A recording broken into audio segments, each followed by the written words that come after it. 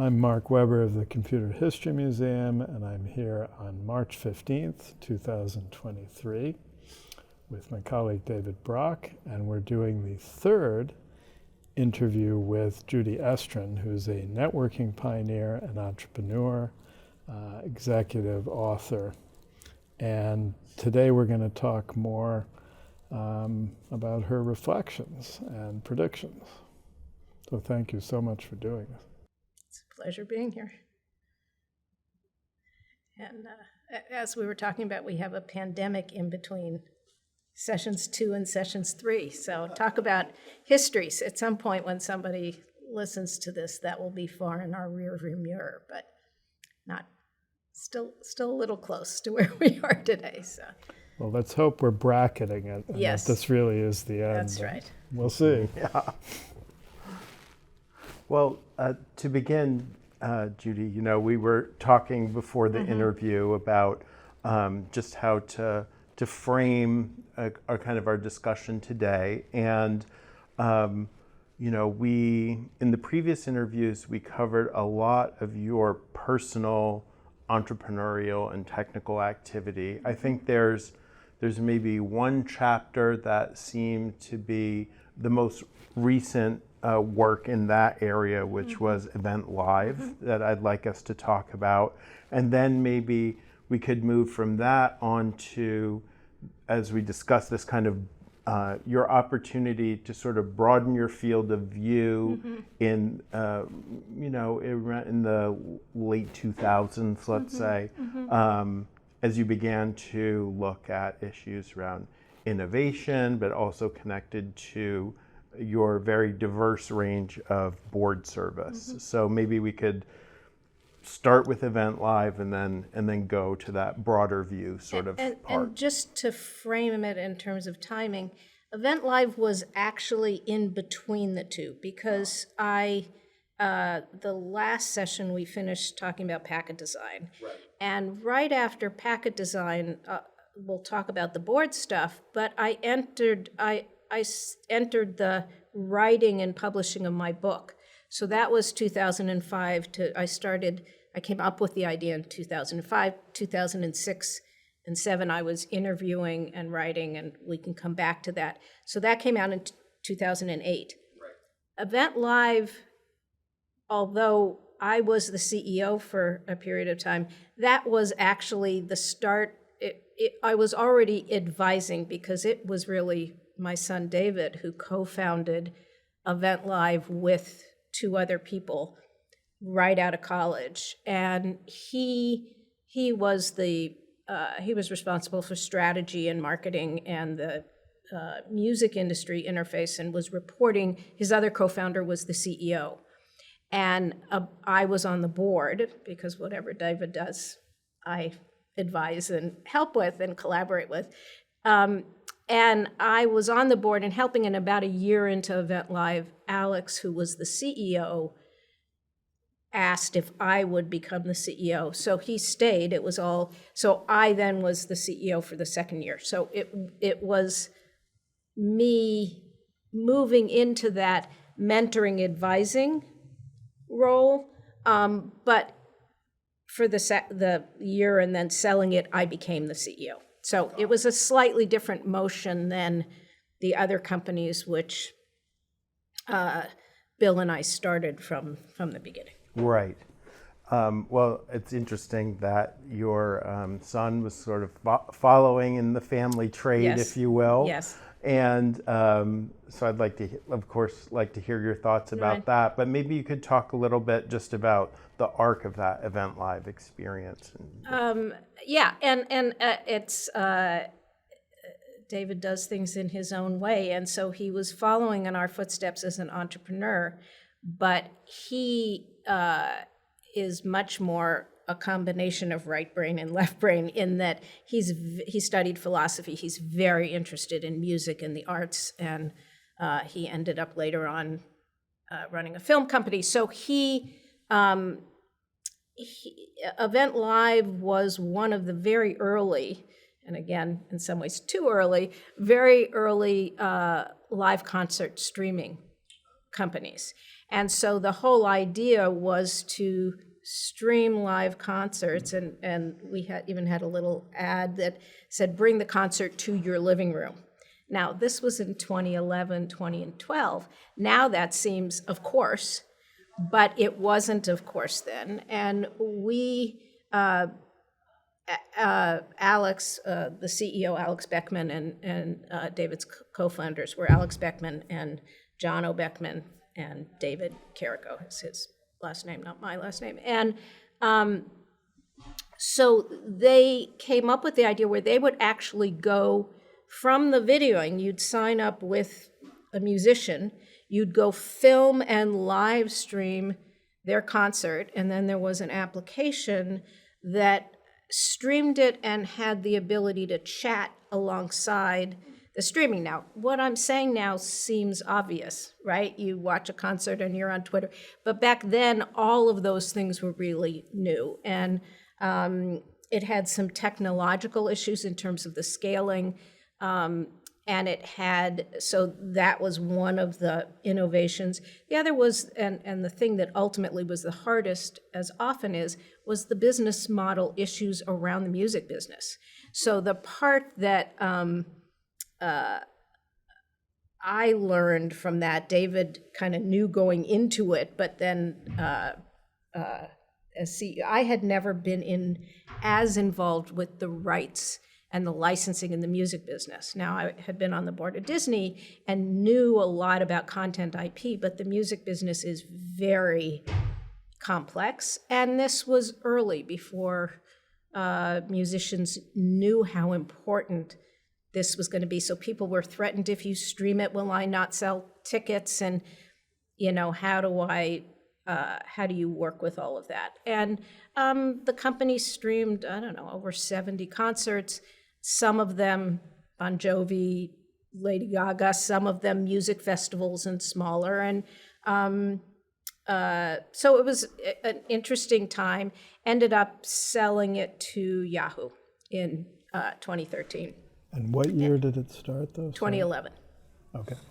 And I was thinking about what were the kind of interesting things from a technology history perspective. So one was this whole thing of streaming and that intersection of having to figure out the rights along with the distribution.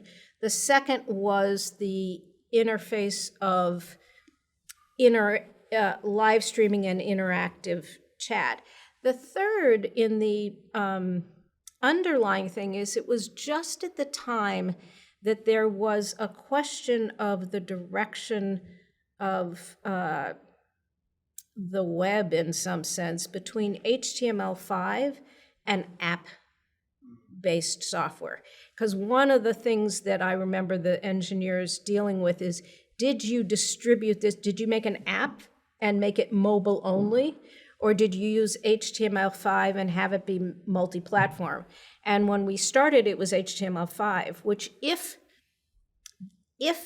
the business model pull of the app, which for Apple was a big pull and Google was a big pull, if that hadn't happened and the energy had gone into making HTML5 work well, the industry would have been very different. But that was right at that time, and towards the end, we actually did an app. And if the company had started a year later, it would have started. It was right at the beginning of the mobile first interaction. It was also an interesting time. I remember just going through APIs to around logging in with Facebook, and it just was a time when the dominance wasn't clear. And by the time, a couple of years later, looking back, it was clear that Facebook's position and Apple's position, but in that time it was still evolving a little bit. And streaming, had been around for a while for listening to music, recorded music. Music, but not... that's about when it was starting. Yes. But I mean, streaming was taking off. It was Yes. the first wave of it taking And off. yes, and so this was the early stages of video streaming. And for me, it was interesting because it went back to my precept days where we did video streaming. So there were it was an interesting combination of David's experience, Alex's experience, who was he did a lot of things, but one of them is camera work. He was very involved in, he did his own films and his own production. And so it was an interesting combination of expertise. And for me, it was a lot of fun because it was my first collaboration with David. And since then, I've had the benefit of both being able to share with him my experience, but also learn from him. And just in everything he's done, it's given me a chance to kind of experience that generation and whatever it is he's doing, which is often slightly different from kind of the path, because the time is different and his interests are different. So yeah, it was a great experience. What happened to it after Yahoo acquired it? David did not join Yahoo, and that wasn't part of the acquisition. The team was there and some of the video streaming, but it wasn't kept going in its form. And part of that was the music industry rights issues. And which is something that hasn't been figured out yet. You know, Right. it's still an ongoing open issue, I guess. But you could say. in our last session, we talked, it's kind of come up in a couple of times of how, this notion of being acquired and acquiring and seeing all sides of that equation. Well, that was yet another one of, helping this company get acquired by a company, and yet another experience in watching how people do it. So. Well, would it be better to, do you think, talk about your book now, or would it be more natural maybe to talk about some of your board experiences?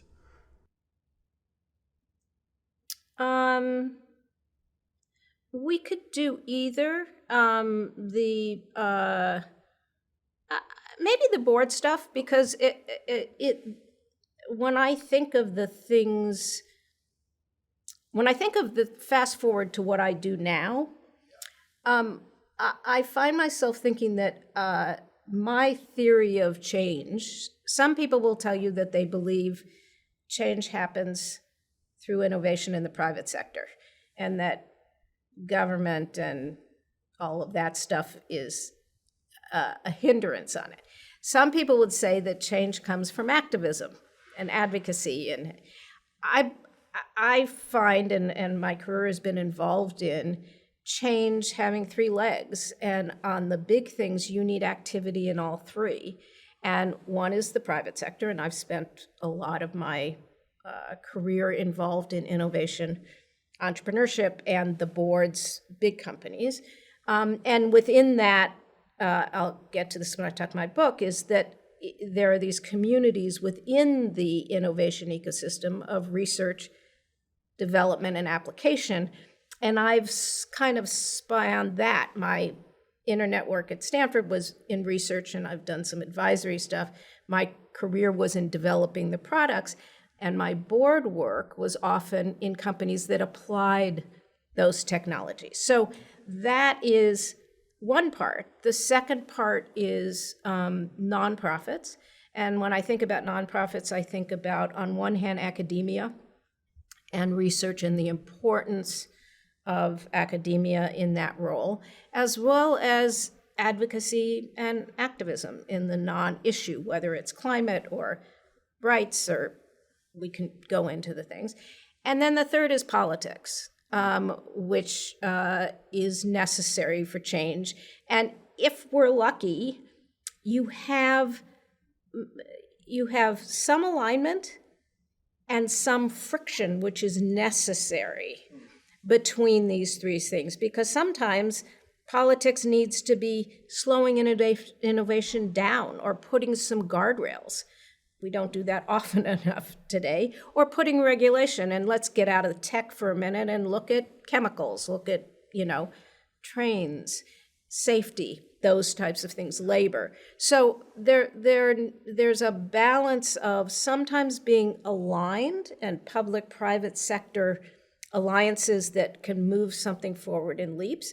And sometimes it's the friction that causes the change, because the friction identifies problems that then the private sector can solve and do things in different ways, because problems are opportunities for solutions. So I think of these kind of three and today I'm involved in all three of those in various ways. I didn't always. Earlier in my life was not so much growing up, but also in my career was completely apolitical, simply not involved. And I'll say this up front, I am not apolitical now. And it may come out in some of the things we talk about. And I thought to myself, should I not talk about it? And it's like, no, I'll just say up front, someone may have a different opinion, but I have very strong opinions about our democracy, about issues which are on the progressive side. I am not an extremist, and this also is why some of my writing, in anything I do, I always listen to whatever, but I have very strong opinions now that I was able to focus and not look at for years. And part of this change and the evolution and that started with my book was picking up my head and looking at issues that I didn't look at. And once I looked, I couldn't look away from it and taking those steps. I am not judging anybody who doesn't look. And frankly, to do what I did a lot of my career takes an intense amount of focus. Right. And some people can focus and do these other things. We all choose to zoom in, zoom out, focus, kind of in these different ways, and for a variety of reasons. One, the focus. Two, being in an environment of people that were more conservative. I just chose to say, okay, I'm just not going to be political, and then switch to realizing that the political process is part of the solution. It can be part of the problem, can be part of the solution. The same way we, the innovators, can be part of the problem and part of the solution. And so I think I changed a lot from the companies we've been talking about to the part of my life that started in 2005. And it started with that, writing the book. And the board work has spanned it, because the two dominant boards I was on for the longest period, or the boards I was on for the longest period of time, were FedEx and Disney. And both such forces in their industries that I kind of learned about all of these things through them, as I also learned about innovation. So again, I jumped ahead, but just trying to put this if that makes sense, put it in a little perspective. It just made me curious. So, like, your parents, your family in LA, what was the politics? And then also, Bob Metcalfe is quite famously political. The 3Com era bridge. Talk about what sort of politics was around you. And you say you weren't engaged, but what was the background? I mentioned in our first thing, my parents were very, very liberal, very progressive. They weren't active necessarily in politics. Our house was filled with diverse people from lots of places. It was around science. It was around an academic environment.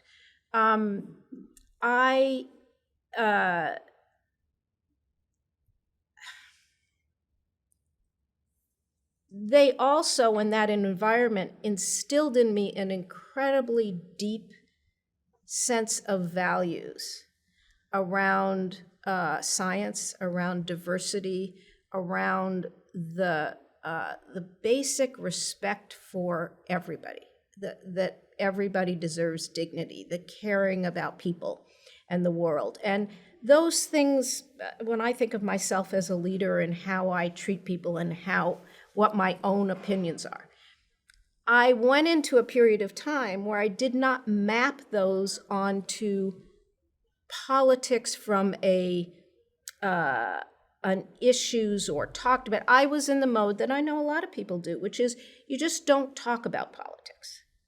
And I was in an environment where Bill was definitely way more conservative than my parents. And so I didn't change my internal, I just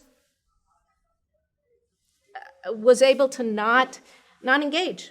My values drive how I interact with people, but I didn't weigh in on political issues or thinking about the impact. I like so many, didn't pay attention to it. It's harder to not pay attention to politics today than it was, because these issues have become because of the level of polarization, because of what is going on. But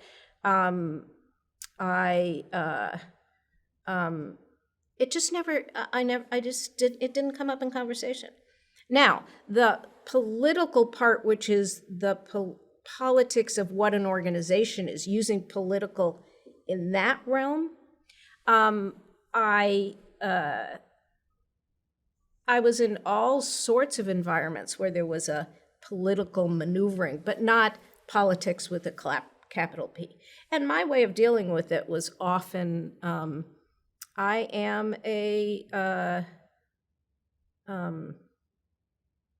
I'm a facilitator. I'm the middle daughter. I'm the one who is going to, kind of try to figure out how to bring people to, it's my natural and kind of psyche. And so I'm able to be environments that are like that, but I internally detest environments that are like that, because I don't, if I don't have to play a game, I don't want to play a game. I want to interact. I'm not a zero-sum game person. I can do it, and I have had to do it, but to me, and some of the things I've written lately are about, there's collaborative competition and there's toxic competition. And we have gotten way more toxic in the way we compete. And it's one of the reasons why I'm more outspoken now than I used to be. Again, some people are more successful by some measures by doing that, but not a game I like to play. So. Maybe we could talk a little bit about the two boards that you mentioned, FedEx and Disney. You started those both kind of several years before your book. FedEx, I guess, something like 15 years before your book.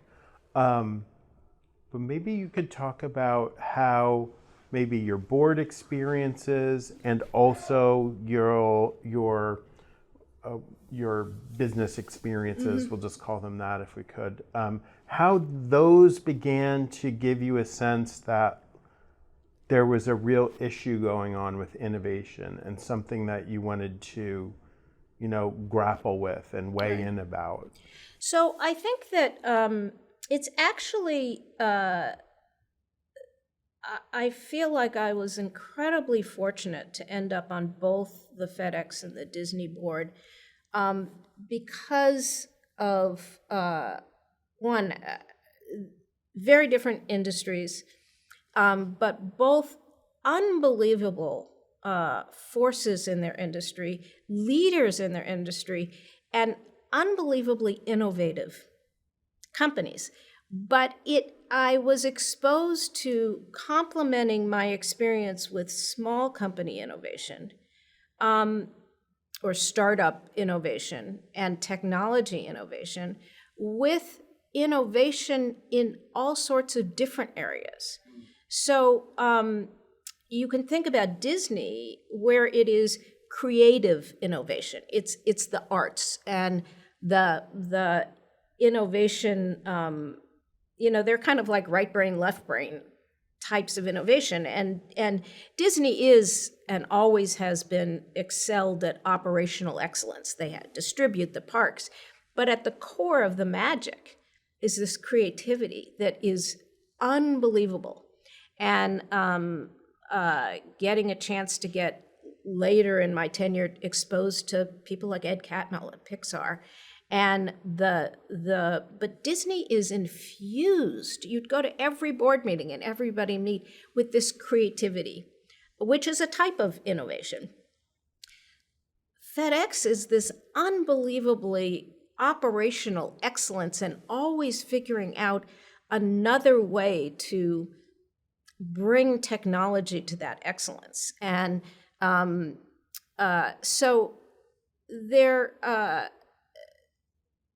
I think one of the things I was able to see is that innovation wasn't just the domain of small companies. Innovation wasn't just about startups. And I found myself in these environments of seeing different forces of innovation. So that was one part. The second part, though, what led me to write my book was that I was finding in all of the environments I was in, the pressures to become more short-term focused, and the decisions more short-term focused. And I think some of this is the technology we created, that digitization and measuring things and the way we were able to, the saying you can't manage what you can't measure, and the ability to have that data focused us in, and it becomes harder and harder. And great leaders, both Fred Smith and Eisner and then Iger, are great leaders who pull themselves out of that and look long-term and then go back. But most of the business environment, you really have to pull yourself away from those signals that are coming at you that are, in a lot of good ways, making you more responsive to the customer today and to what you need. But we've gone from being responsive to reactive. And that balance between proactive and responsive to what are the actual needs. And so I was watching that happen. But I also was, part of this was influenced by talks with my sister, younger sister Deborah, who's in academia, and talks with other people from the academic focus of what was happening in research funding. And I realized how much of what I had done had started with research funding that then was able to bring to market. And so much of what these big companies ultimately either started as science, as some research, or some small company that productized, and then they take it to scale and apply it. And it was during a time when we were starting to see that the changes in investment in research were really starting to impact those seeds. And everybody was saying, we're so innovative. There's never been this much innovation. But the point I make in my book is that the leaves in the tree were full, but the roots were not. And so it was that combination. So yes, the boards played into it. The environment I was seeing in the starting to shift in the valley, in what was happening that we talked about in the last session, and becoming more short-term focused. And I never thought I would write a book, but I gave a talk at Stanford about innovation. It was the first time I talked about innovation broadly, and I used a gardening metaphor. And I was talking about how thinking about leading for nurturing as opposed to a factory farm type of thing. And the talk really resonated. And I found myself, I actually, somebody said, you should write something. And I grew up hating to write. Every paper I had to write for school ended up in tears. I mean, I literally, and my saying was, on guidance tests, I would rate 99th percentile in anything mathematical and mechanical, and like 37th percentile in anything verbal. I just really had a block in terms of thinking about writing. And so, but someone said, you should do something with this. And I actually was sitting next to Bob Iger's wife at some Disney event, who is a journalist, and we were talking about this, and I said, would you like to write a book about this? I said to her, because we were interested in innovation, I said, I'd love to feed you the information. And she looked at me, she said, why don't you write a book? And I said, I don't write. Just like that, I don't write. And she said, what do you mean you don't write? And she asked the question, and she said, well, let me introduce you to somebody who's a good friend of mine and an agent. And if you really don't want to write, you could get a ghostwriter, And I had a phone conversation with this woman who said, you say you don't write, but you sure know how to organize your ideas. And I can get you a ghostwriter. So she sends me a proposal, a couple of ghostwriters. And through this process, I was like, no, I don't want someone else writing. I'm going to learn how to write. And so I ended up hiring a friend of an associate who you may know, Steve Silberman, who had written for Wired and had done a profile of Bill and I for Wired. And I had kept in touch with him, and I said, I don't want a ghostwriter. Would you like to be my writing coach? Will you and so after a year I did 100 interviews for the book, I started writing, and I would send him something, and he would send it back, boring, this, that. I would cry, and then I'd tackle his comments, and I just through the process. Now, the interesting thing is, ever since that point, I now love to write. Now, don't think I'm a writer, but I find I now write for myself when I need to think through things. It's just fascinating how I literally, it was by asking a question so it's a lesson in, we all have these things that's like, I can't do that, or I won't do that. And so it was a wonderful experience for me, and I know for people who write, it's kind of like, how could you, but I think everyone who writes has the feeling of, I hate writing. Right. Very now, frequently. and I will say it was torturous, but I no longer think it's no longer I don't write. I now, it kind of opened up. And so the two parts of it was the writing part, but the part that I just loved is I interviewed 100 people. And I interviewed them both, I was looking for anecdotes, but the process of talking to people in the industry, and then people in the national ecosystem, and people who use technology, and it was just that was just wonderful, So I was happy with the process, but it changed me in the process.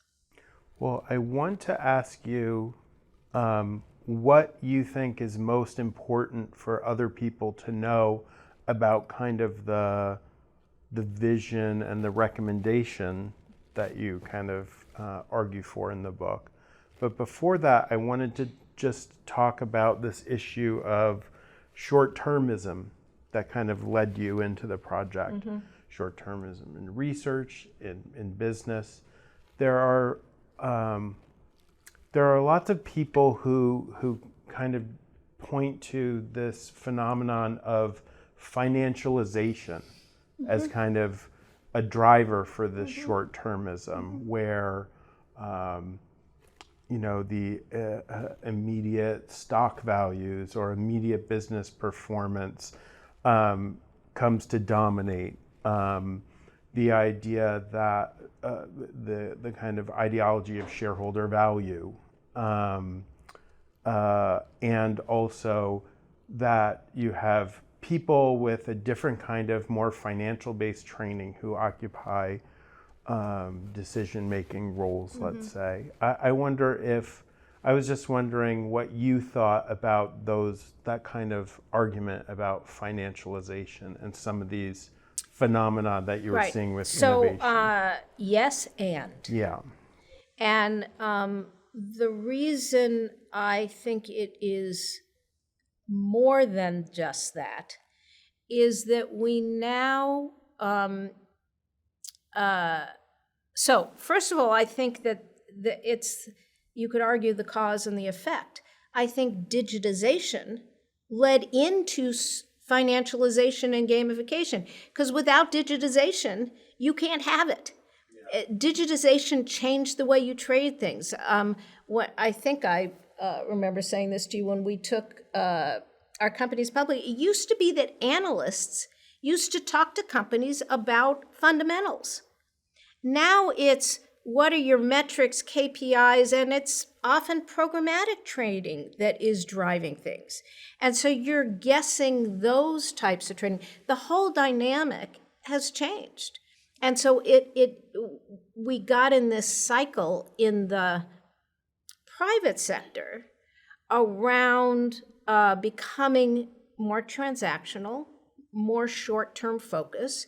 And yes, it's about incentives. And those incentives, whether you can raise, how you raise venture, what you do for your next round, you're a public company, how all of that happens, it's just this cycle that gets stronger and stronger and stronger.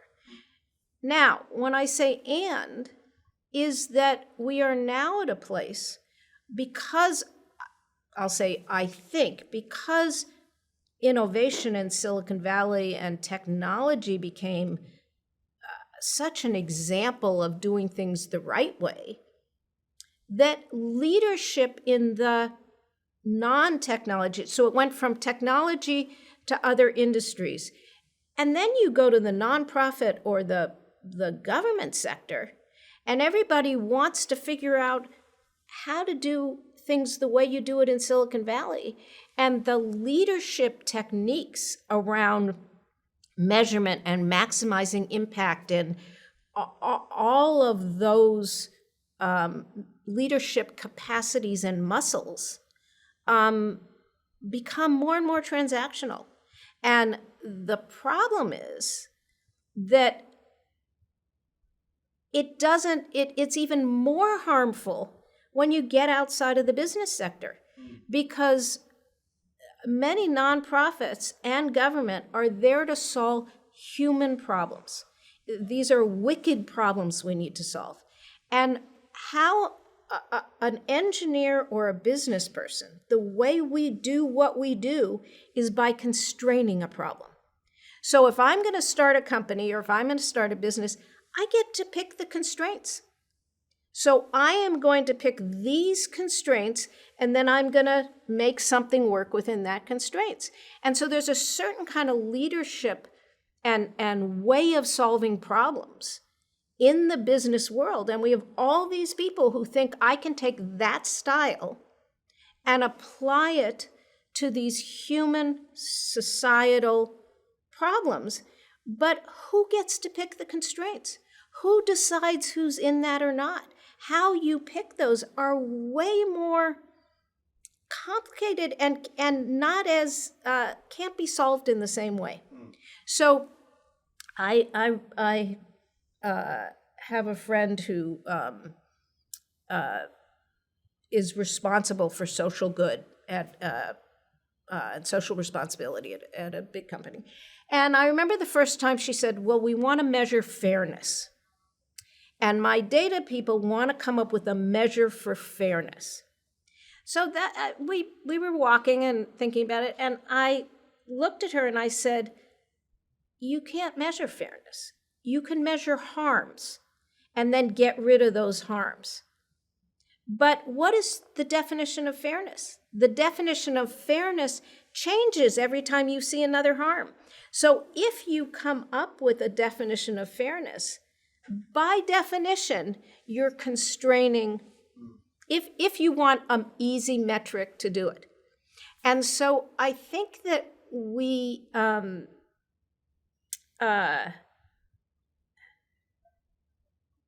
think the reason I say and, yes, and, is that we have the financialization is not what is impacting the public sector or academia, but they're every bit as impacted by this. So look at academia, where it's all about the number of papers you publish.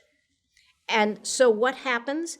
People increasingly find more and more narrow fields to excel in so they can publish, and we fragment. So we're not looking across, again, not in all cases, but there's a trend.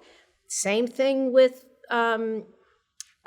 advocacy and issues, and how do I pick, I'm going to start a nonprofit so I can differentiate from another nonprofit so that I can get funding from, and then things fragment, and the complexity, the more complex problems, which are the ones that are really existential, and the longer term ones don't get, it's about maximizing impact. So, yeah. I'm curious, so because some, like fairness does seem very difficult to, you have to constrain, but for instance, carbon emissions, the number of kids that get enough for lunch, digital divide, I mean, there's a lot of issues that can be quantified, perhaps even more than business cases. I'm not suggesting not quantifying. But measurable outcomes. I'm suggesting that you realize that when you only look at measurable outcomes, first of all, you better be careful because metrics can be very myopic. So no, I'm not for a minute suggesting, this is where I'll say I very rarely will say it's this or this, but we've gone to an extreme in terms of the way leadership manages. And if you only manage what you can measure, and if you don't allow for the spaces in between, it can create, because the other thing is these metrics and these measurements can also be gamed. Sure. Or as you were saying with the nonprofits choosing narrower and narrower and again, academics. I'm not against what's going, and a lot of good, so I'm not saying that's not a very important place for change. I'm saying that I think leadership across the sectors have the style of leadership which is overly focused on only metrics creates a shorter term leadership mentality. What do you think what are some of the alternatives to that? Accepting complexity, accepting some nuance into the situation, and having a combination of leadership that takes lots of measurements, but differentiates between what you measure and what are the metrics that drive incentives and behaviors, and to be very sensitive to those and make sure that you're incentivizing people to look at measurements for understanding in addition to using measurements to drive a simplified set of metrics. I think that we should understand that sometimes you need different leadership styles for different things. Just because somebody has succeeded in the tech sector does not mean that's the best person to run the country, for instance.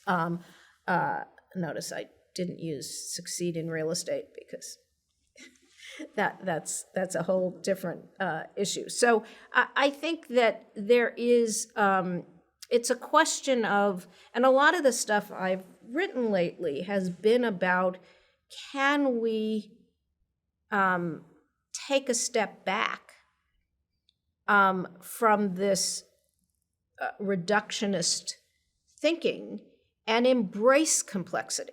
We need to think about the way we communicate and not try to reduce everything to something that is the simplest way to communicate to the most enough people, and because you lose all the nuance, lose all the complexity, that you need to be able to think in nuance and complexity, and then take pieces of that and communicate it simply.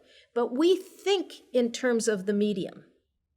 We're letting the medium dictate our thought process. And I think we are, again, jumping ahead a little bit, but we have a problem with cognitive development, and we have a problem with cognitive atrophy.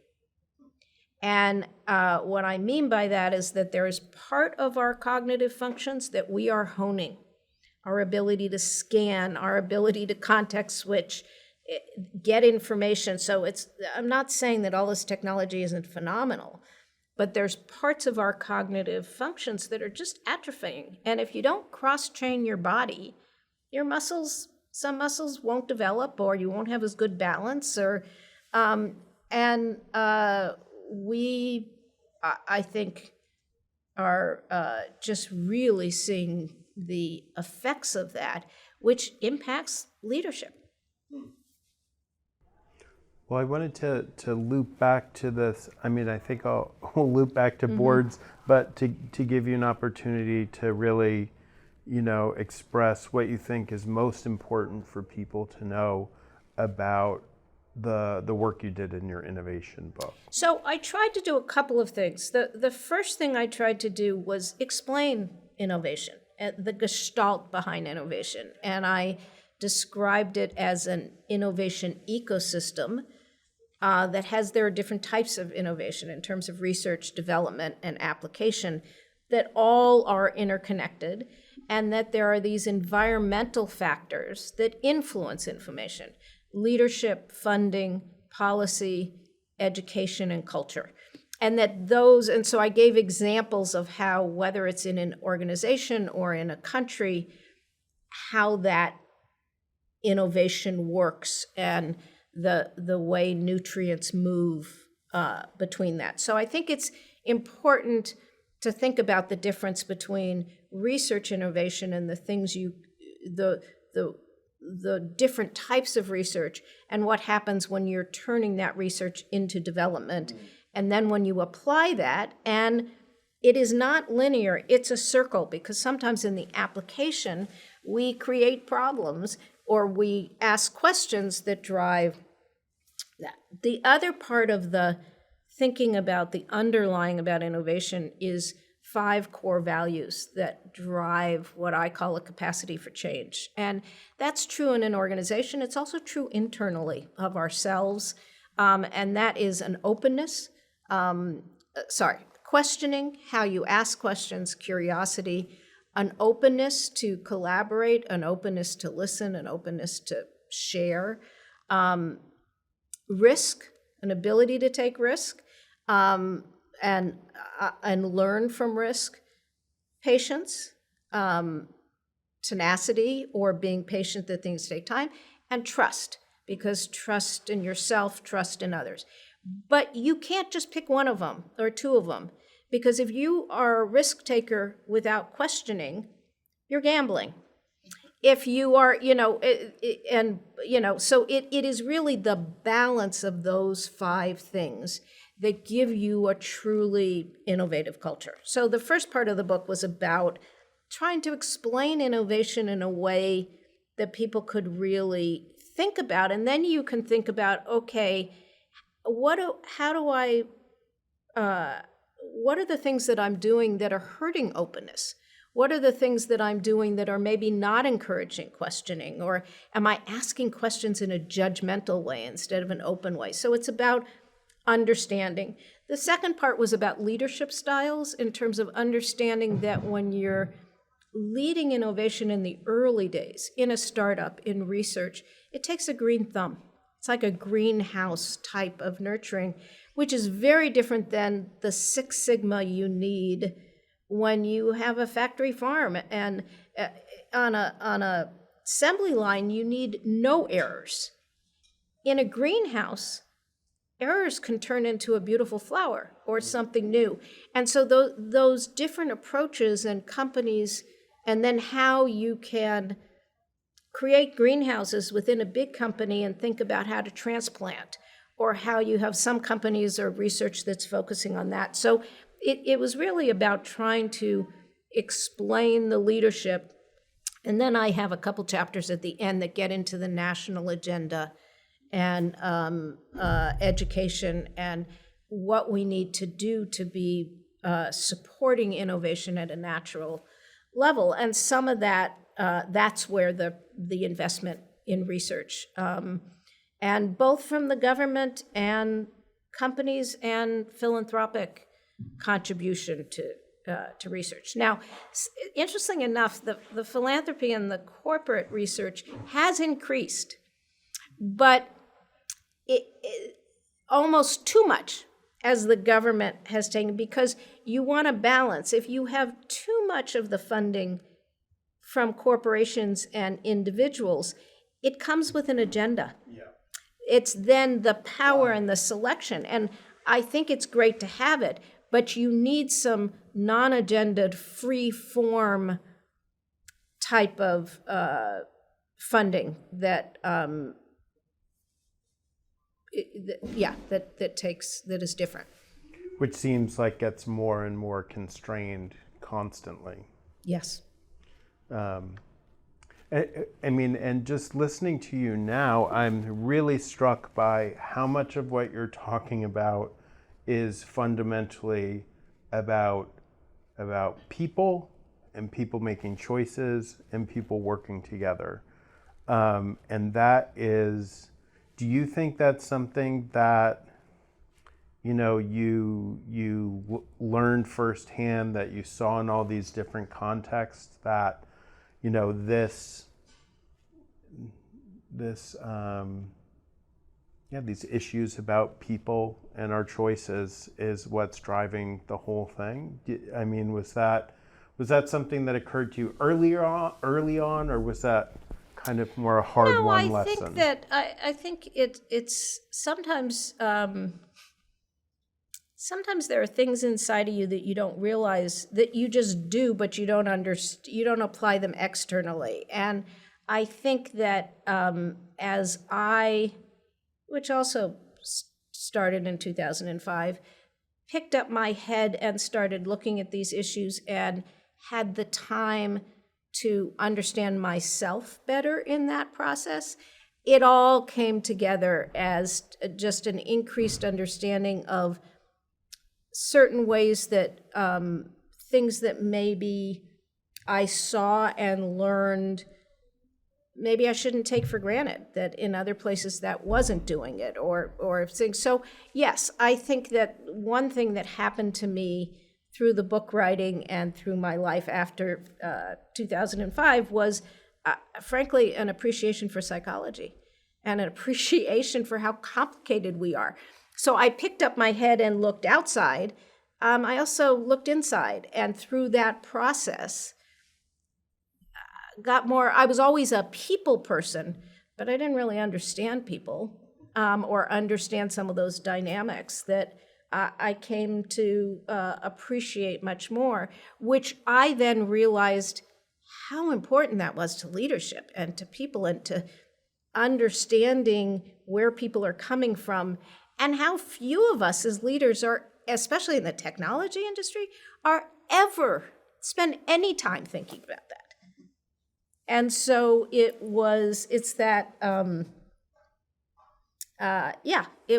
part of me as a person thinking about more issues, but I tend to, one of the things I've learned, which I never realized about myself, and it's probably why I like networking, is the way my mind works in psyche is connecting dots.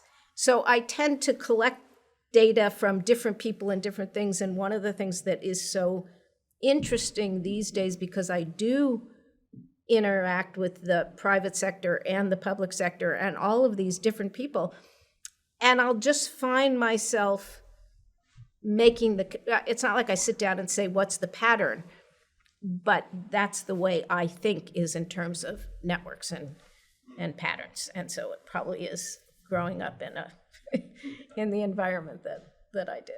So I do wonder, so the connection, the sort of intersection between business, academia, government, I mean, that whole zone between them really rose after the Second World War with the funding. Right. I talk about research this in my funding book. in the Cold War. I think we're in some ways maybe going back to what it was like before that. But, to what people like Vint Cerf, I tend to think of almost, is he a business person, an academic, a government person? He's played all roles. A lot of the people around ARPA, which world do they live in? It's almost a fourth world. Right. But I wonder if that is driven, to what extent that's driven by Cold War's military spending, and, are we potentially going to get more funding and more innovation as we go back to a more Cold War footing? Maybe. I think that I think it was driven partly by that, but there's also the question is whether the cultural shift that I'm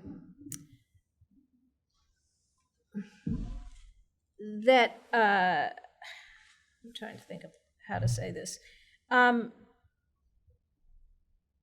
It feels to me, well, if you think about it in terms of power dynamics, and that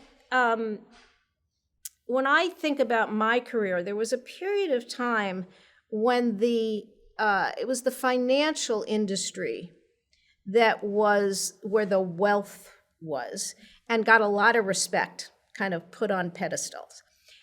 But that was the financial elite.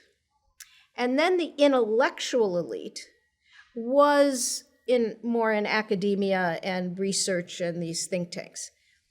And what happened with the technology industry and the growth of the technology industry is we suddenly had the financial and intellectual elite come together, at least the industry, and a pedestal there.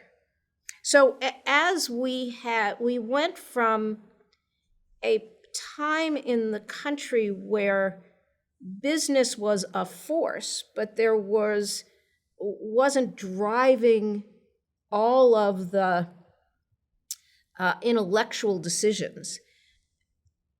We went through a period of time where business became economics, and business became increasingly driving the agenda of government, of research, of the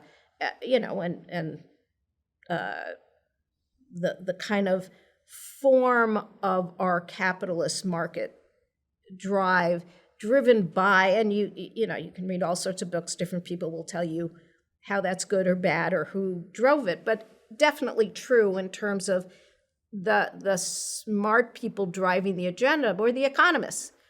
And then all of a sudden, digitization, tech, the computer industry becomes so formational and become a force. And I think that it is going faster and faster and faster. So the question is, can you culturally go back to a time where the power is not so narrowly concentrated? And I mean the cultural power. And I think this is why one of the pieces I wrote is called Authoritarian Technology. And it isn't about technology that authoritarian uses. It's our relationship with technology and innovation being authoritarian, in that there's too much giving into the inevitability of the technology. And the reason this goes back to what you said before is, I read an article about talking about AI, where the whole thing was, people are saying it's evil. Is it evil? Do we have to take this seriously? Absolutely. Technology itself is not evil. And if you just call it evil, you get all this backlash. On the other hand, we, humans, leaders, industries, companies, decide how to productize the technology. We decide how fast to go. We decide what form it is. We decide what guardrails are there. And that takes values, meaning that's the implementation of values. Values is, what do you prioritize? How do you decide? And my concern is we certainly over the last decade or two have not demonstrated that our values are strong enough and considerate of enough of the aspect to wield technology in a responsible way. And I started to write something the other day, and I wrote that we're obsessed with machine learning, but we as humans seem never to learn. And we are repeating some of the mistakes that we've made here. That, again, it's not about not using technology. It's not about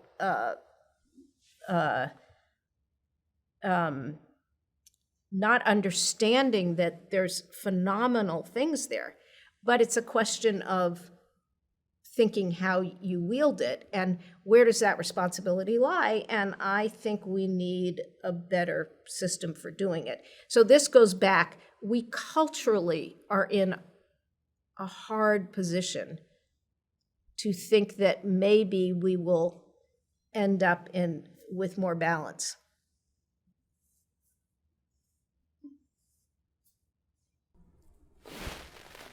Well, I wanted to, well, maybe I you know, could. I'm sounding but- pretty No. negative. It's the sort of thing where if you could talk to people from other times and places, I mean, Yes. some of this, were there similar perceptions around the telegraph industry, around, Yes. What I would early- argue that it was the power dynamic within our society feels like it was different from what I've read. Now,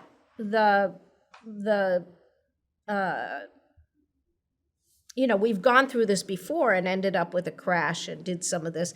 I think that the rate of change and the level of power and how fast it's going, and that unless we figure out how to get more expertise and more leadership in the balancing sectors, then I don't know, which is why I, yell into the wind and try to write some of this, because I think we have to take that balance seriously. Well, I'd love to hear you talk about that piece that you just mentioned, 2018, authoritarian technology. Again, what is the most important thing that you would wish that people would get from that piece, or what you were most trying to make people understand in that piece, and then tell us about the reaction that you've had to that, if you could. So I wrote that piece because I was helping Roger McNamee, who wrote a book called Zucked. And he had been an early investor in Facebook. I knew him from he was an analyst when we did our Bridge Road show. And so we had chatted about some of the issues. I was saying in 2014, I gave a TEDx talk called Balancing Our Digital Diets that was talked about use of technology and compared it to a diet and how there were underlying things that were probably happening to us the same way if you eat the wrong thing. So I in 2014 was starting to think about the consequences of technology. In 2018, I was meeting with Roger once a week, and I was a sounding board, kind of a muse, as he'll say, for his book, and we were just talking through issues. And one of my problems is that I always want to tell you all the complexities. That same thing of seeing has. So I have a hard time simplifying and reducing it because I'm probably battling against thinking people oversimplify. So I keep coming in, and in these conversations, he's writing a book.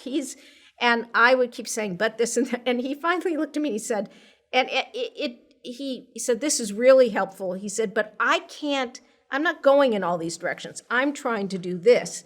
So he says, why don't you write something? And he said, as a technologist, you should stand up and say this. And, I again went, no, I'm not. So I did ultimately write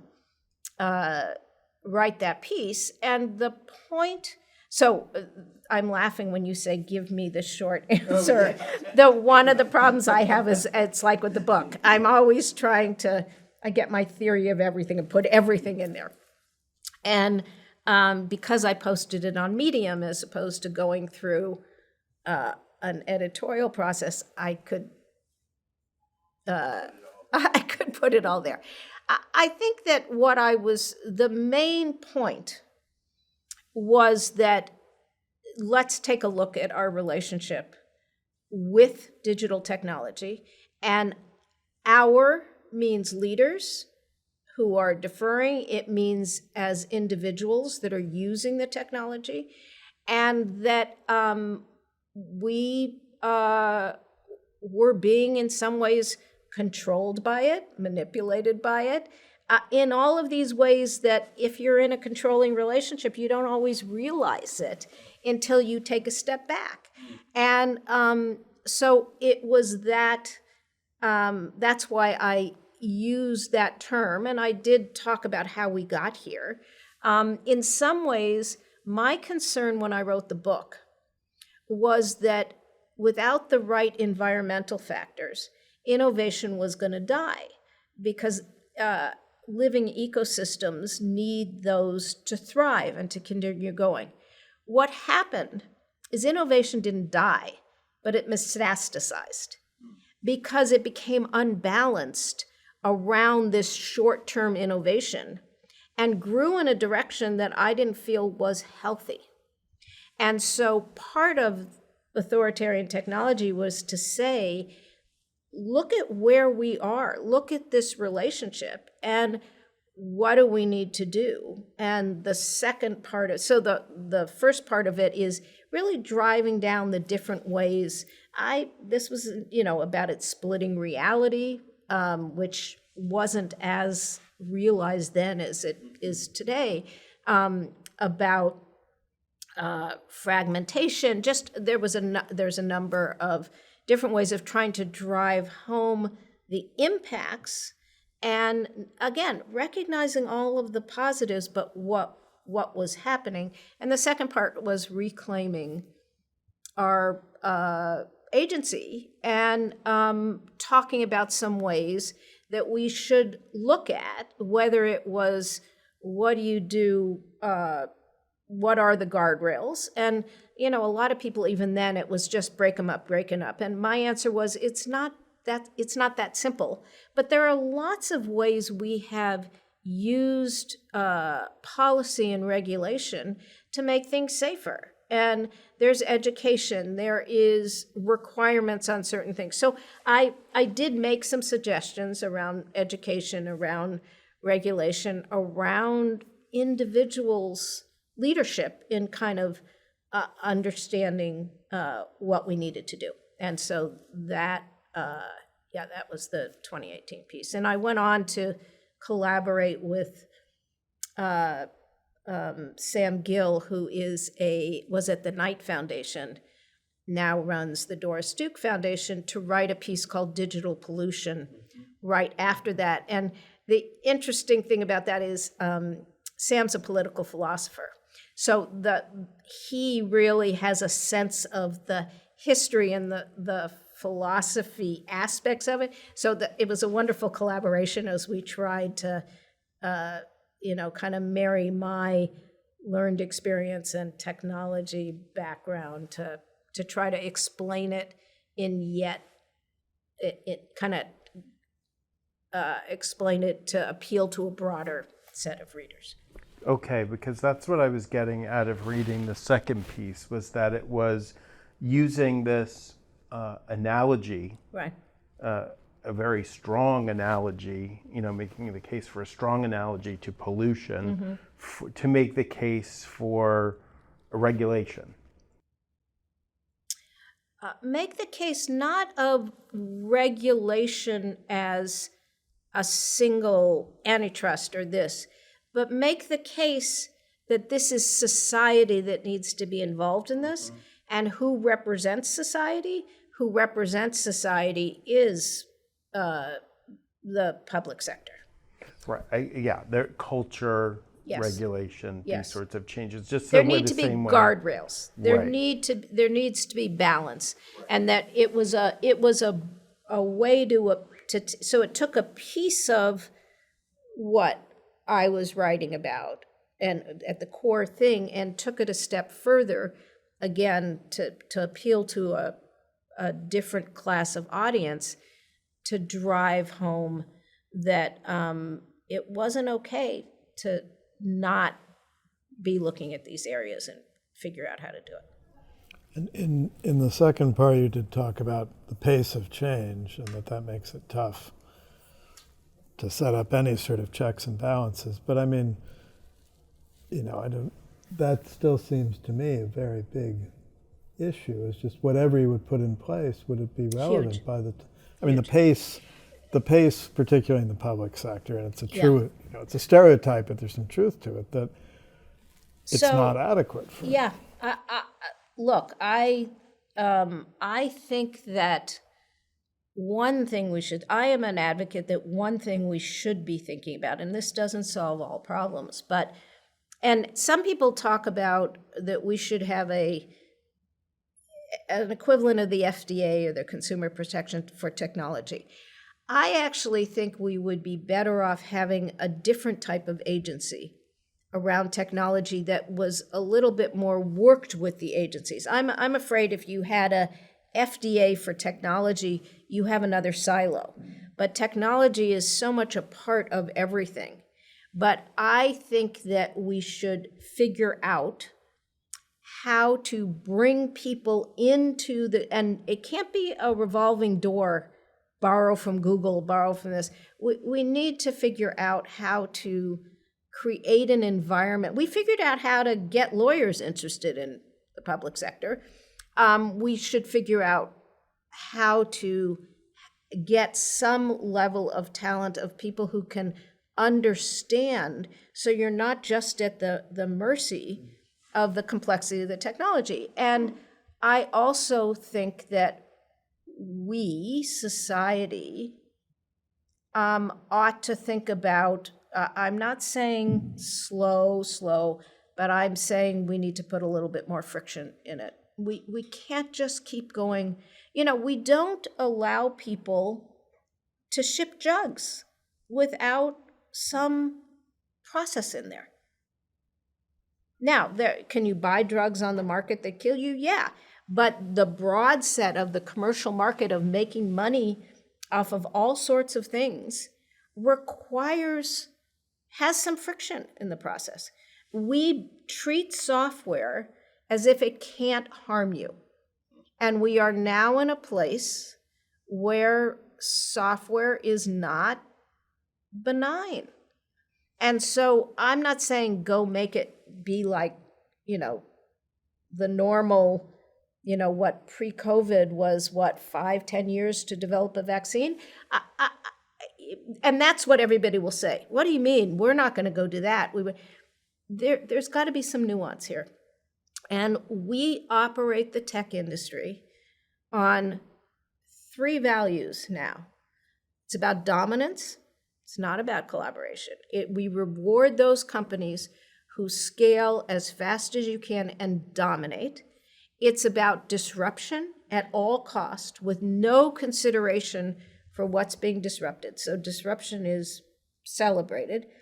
And it's about frictionless. It's about how do you take all friction out of engagement, of time to market, of time. And those at the extreme, some friction is critical to how we live. Not all disruption is good. And the dominance model, to me, is one of the most harmful things that has happened to our market-based capitalism. Because you don't have, resilience comes from diversity. Look at the Silicon Valley Bank situation. And one of the beautiful things about the internet architecture, the original internet architecture, is this notion of scaling through interconnecting diversity. And if you can interconnect diversity for collective power over consolidated power, it's not as fast, it's not as celebrated today, but it sure is more resilient. And what we need now is resilience and sustainability. And we are building our systems and our society around things that are just fragile. Yeah. No, but in order to compete, for instance, centralized often will compete more nimbly than something decentralized. Right. Or collaborative. And I don't know, it's very hard to... It is. It's hard to break the cycle, but I'd say that is choosing the short term. If you need to scale at speed, if it's the fastest way to scaling, then yes. And that's the path we're going down now. And I'm not naive or idealistic. And I was talking to somebody saying I was, thought we needed to treat this as not inevitable. And I was poking, it was a politician, and trying to get them to at least think about it. And he looked at me and he says, but is it inevitable? And I said, well, I'm going to give you 2 answers.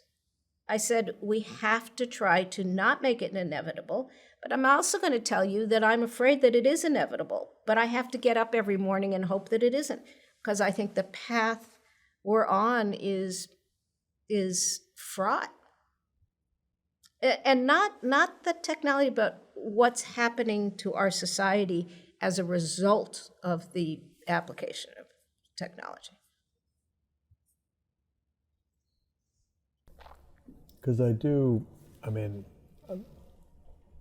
I'll interject some of my personal view, which just I'd like your reaction to. But I've tended to see a lot of this, any innovations around information are very unstable because they fundamentally change what we perceive. Mm-hmm. Information technology is very, it's like a fulcrum. Mm-hmm. So the invention of the printing press, the invention of the telegraph, the invention of television, we know where radio went in the 30s. There's all these new media produce a period of disruption, not in a particularly good way, for quite some time. Are we not simply living through something like that the world will learn how to adapt to? So, that would be the null hypothesis. And I'll, maybe. How do I know? We don't know and we won't know to there. But I will throw out 3 things. One is the pace of change and the level of impact. Each one of information media has gotten closer and closer inside our heads and inside our lives. So it's additive. 2 is that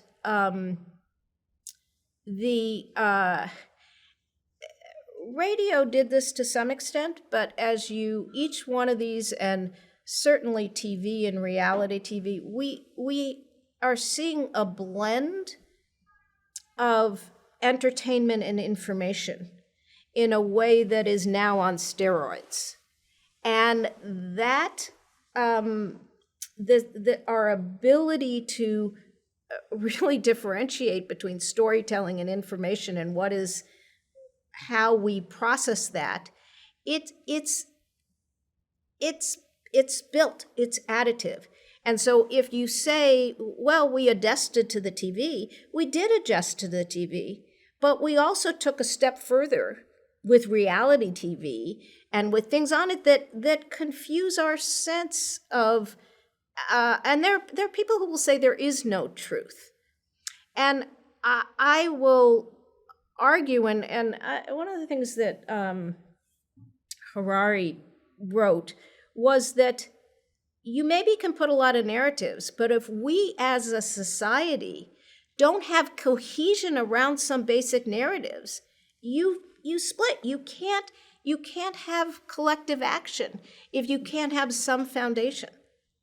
And so if everybody has their own truth at the foundational level, we can't face the challenges that we have and are facing as a society and a planet. So I just think if you look we're going to get through this in a very long period of time, and the casualties will be enormous, and you can take a step back and be philosophical about it. But I think we're going to see a lot of hurt. The third thing is, I think we're changing. And I think the way we will work through this is that we will become more digitized. But that we will, I think that the Turing test, people say it's not relevant because ChatGPT is so good. I will say it's not relevant because humans are becoming more digitized in our thinking. And I think there are a lot of people who would say that'll make you more able to live in a world and more resilient. And I spoke on a panel actually with Ben Horowitz and Ev Williams some number of years ago, and we were talking about these things, and I said to the audience, look, I'm not saying that path isn't valid. I'm telling you the path I would like to see. And I feel there are aspects of humanity, of being human, that are not measurable and that are not, and I would like that to continue. Is it going to? Likely not.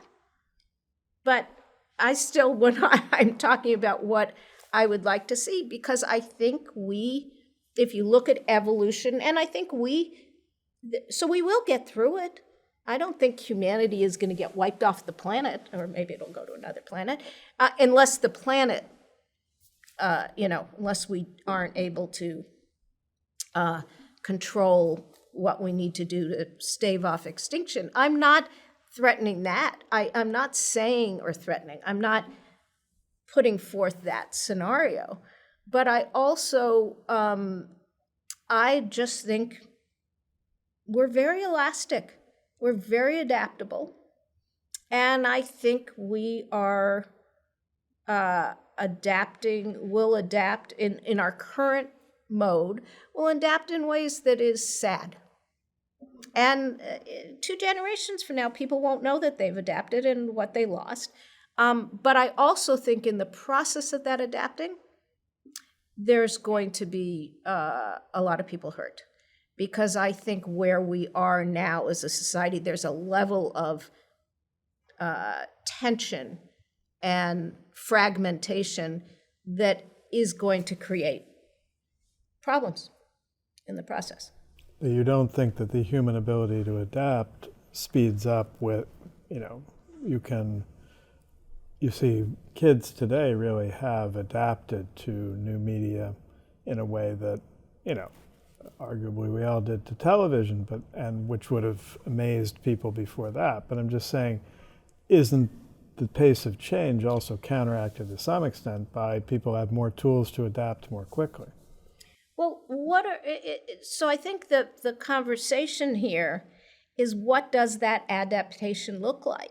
And if that adaptation is knowing when to push it away, or knowing how to discern, have some cohesive string of truth within society, I don't see that happening.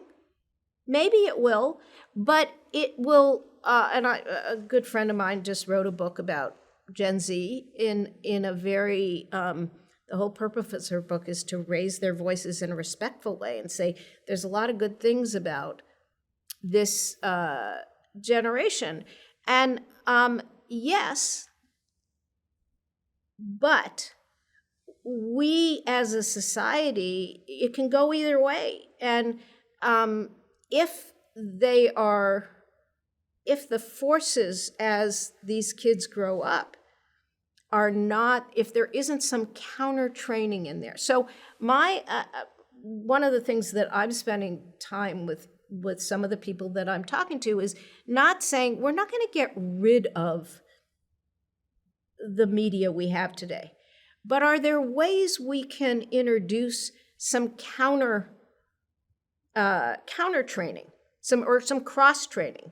Can we introduce some online spaces and think about ways so that you have some balance in it, as opposed to just continuing to go down a certain path? And again, maybe that's not good, because maybe we need people to adapt more quickly. I don't know. The vision that's coming into my mind is the Wall-E movie, and they adapted.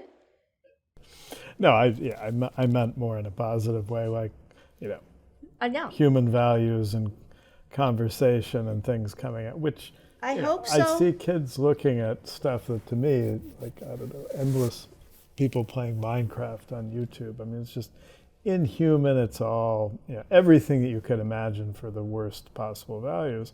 On the other hand, they have conversations with each other. They're nice to each other that are very, very similar to what we all had. So, I mean, I just wonder if, to some extent, it's a learning process, and that there may be more tools to do that. But I'm not saying that's true. Just that it. Yeah, it no. And I'm not saying that scenario doesn't have any merit, and hopefully that's true.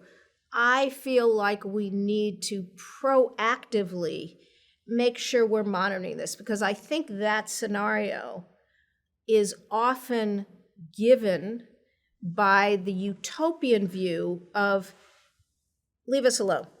It'll sort itself out. Yeah. And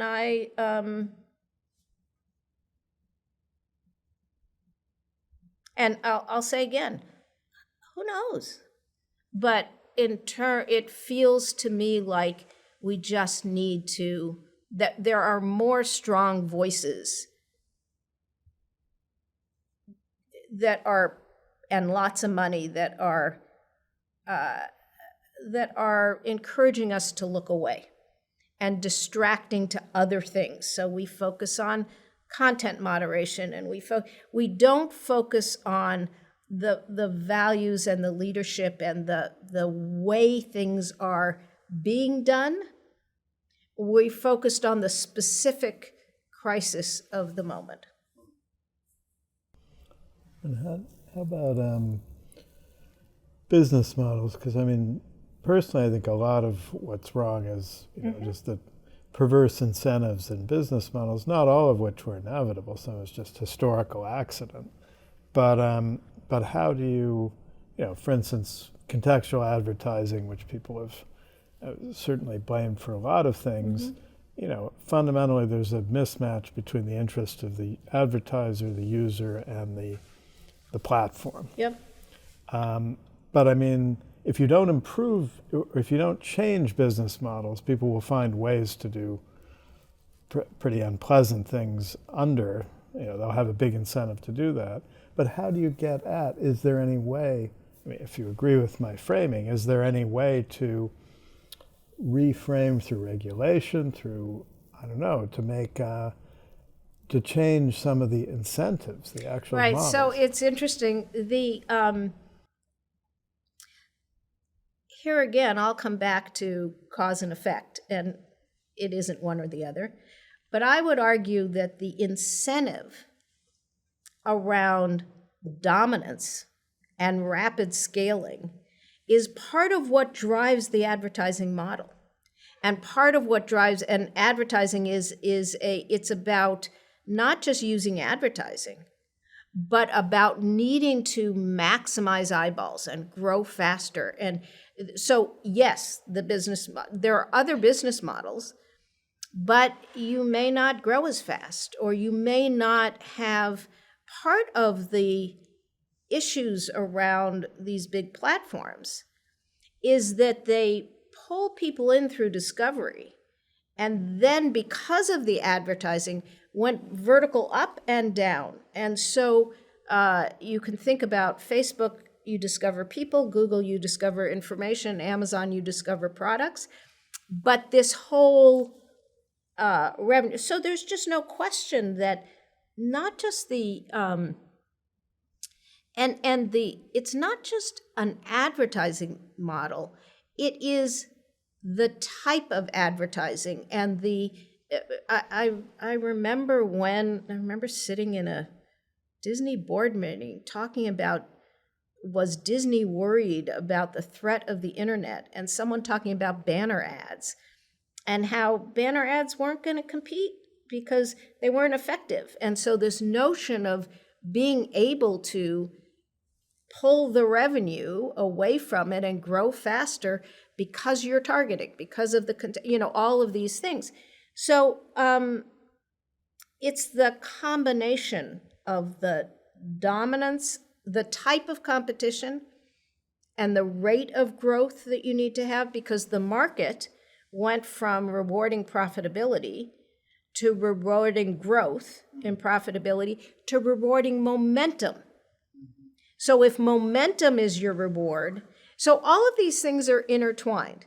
And there are other business models, but those companies aren't as sexy. They aren't perceived in the same way. But, there are people who have said regulation should go at algorithmic amplification, or should go at, what you can advertise. I mean, there's all sorts of things out there. You and I could pick apart each one of them and say, but the question is, do you do something to slow it down? What has helped some is, but I'm not sure it's going to last, is awareness of the advertisers realizing more transparency of where their dollars were and where their what their reputation was. But that helps, and then it kind of goes away in cases. So, but like there have been suggestions, basically as consumers, we don't get anything for our data or for our attention on those platforms. If you change, there can be legal frameworks that would make it so that it would have to be paid in some way for the I'm data. not a big believer in that. I think that you could. I think if you put in more data collection regulation, it would stop some of this. Yeah.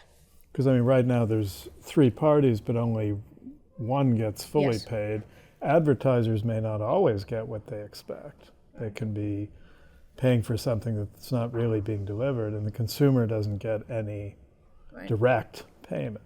So I'm just thinking those ways of adjusting who gets paid for what. Are there creative thoughts? There are some. I personally am concerned about I'm going to pay you for your data, in that I'm not sure that people can, I think that can be gamed too easily. That's like terms and conditions, or terms of service type of thing. There are, there's lots of people working on this.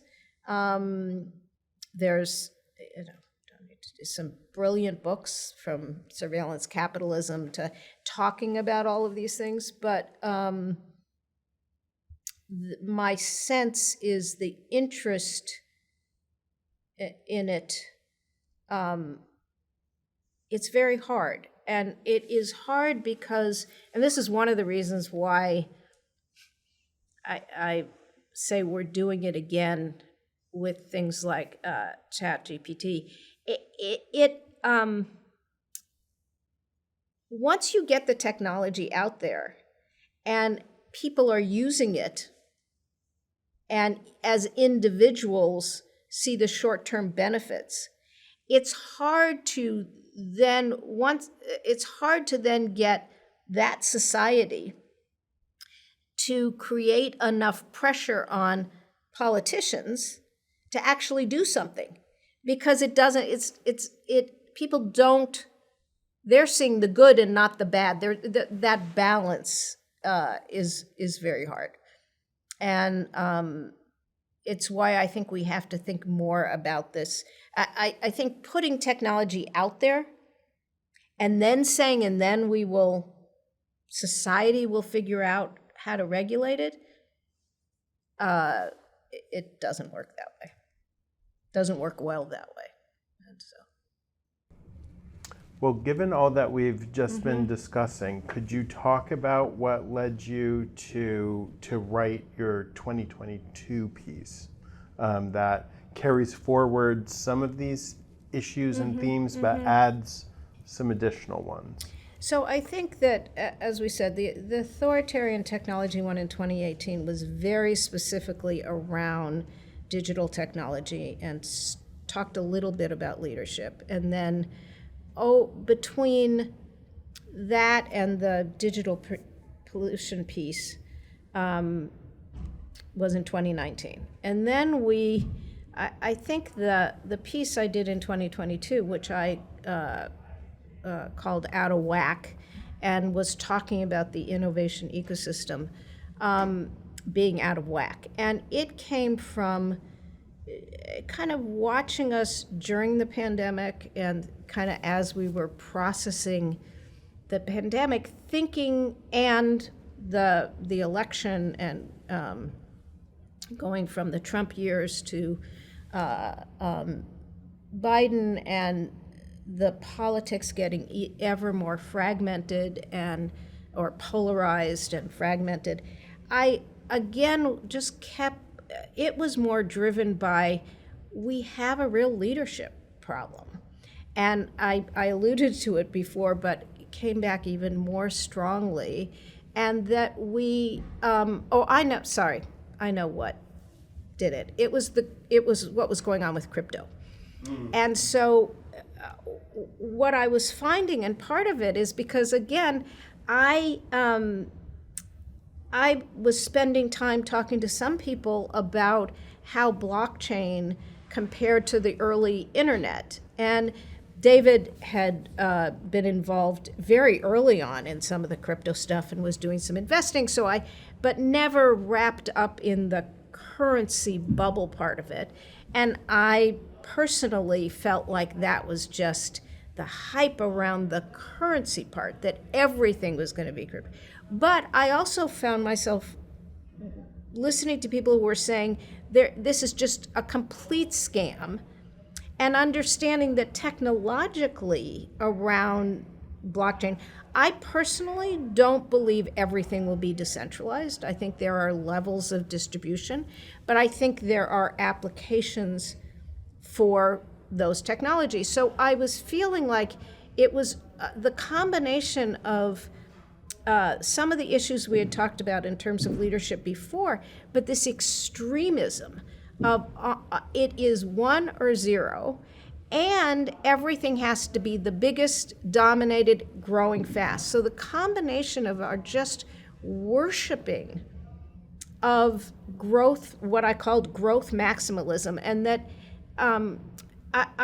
Obama gave a talk about social media at Stanford, and was talking about democracy and what we value. And I found myself thinking about, again, well, do we really value what we claim we value? And that values are, there are some values that are bright line, but there are other values that are really, what do you prioritize? What do you value over something else? And that we, so all of these things were just in my head.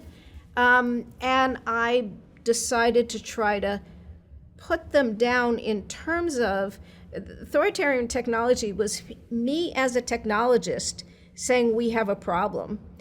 And out of whack was me as the person who's been talking about innovation and wrote a book about innovation saying, you know what, innovators, we have a problem.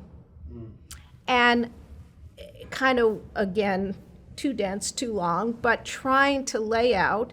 And I did there have some specific things. And one is you have to, if this is a kind of silly analogy, but if you want to, if you've been playing tennis and never taken lessons, and then you go take lessons and you want to learn how to become a great tennis player, the first thing you have to do is break all those habits that allowed you to return the ball to get better.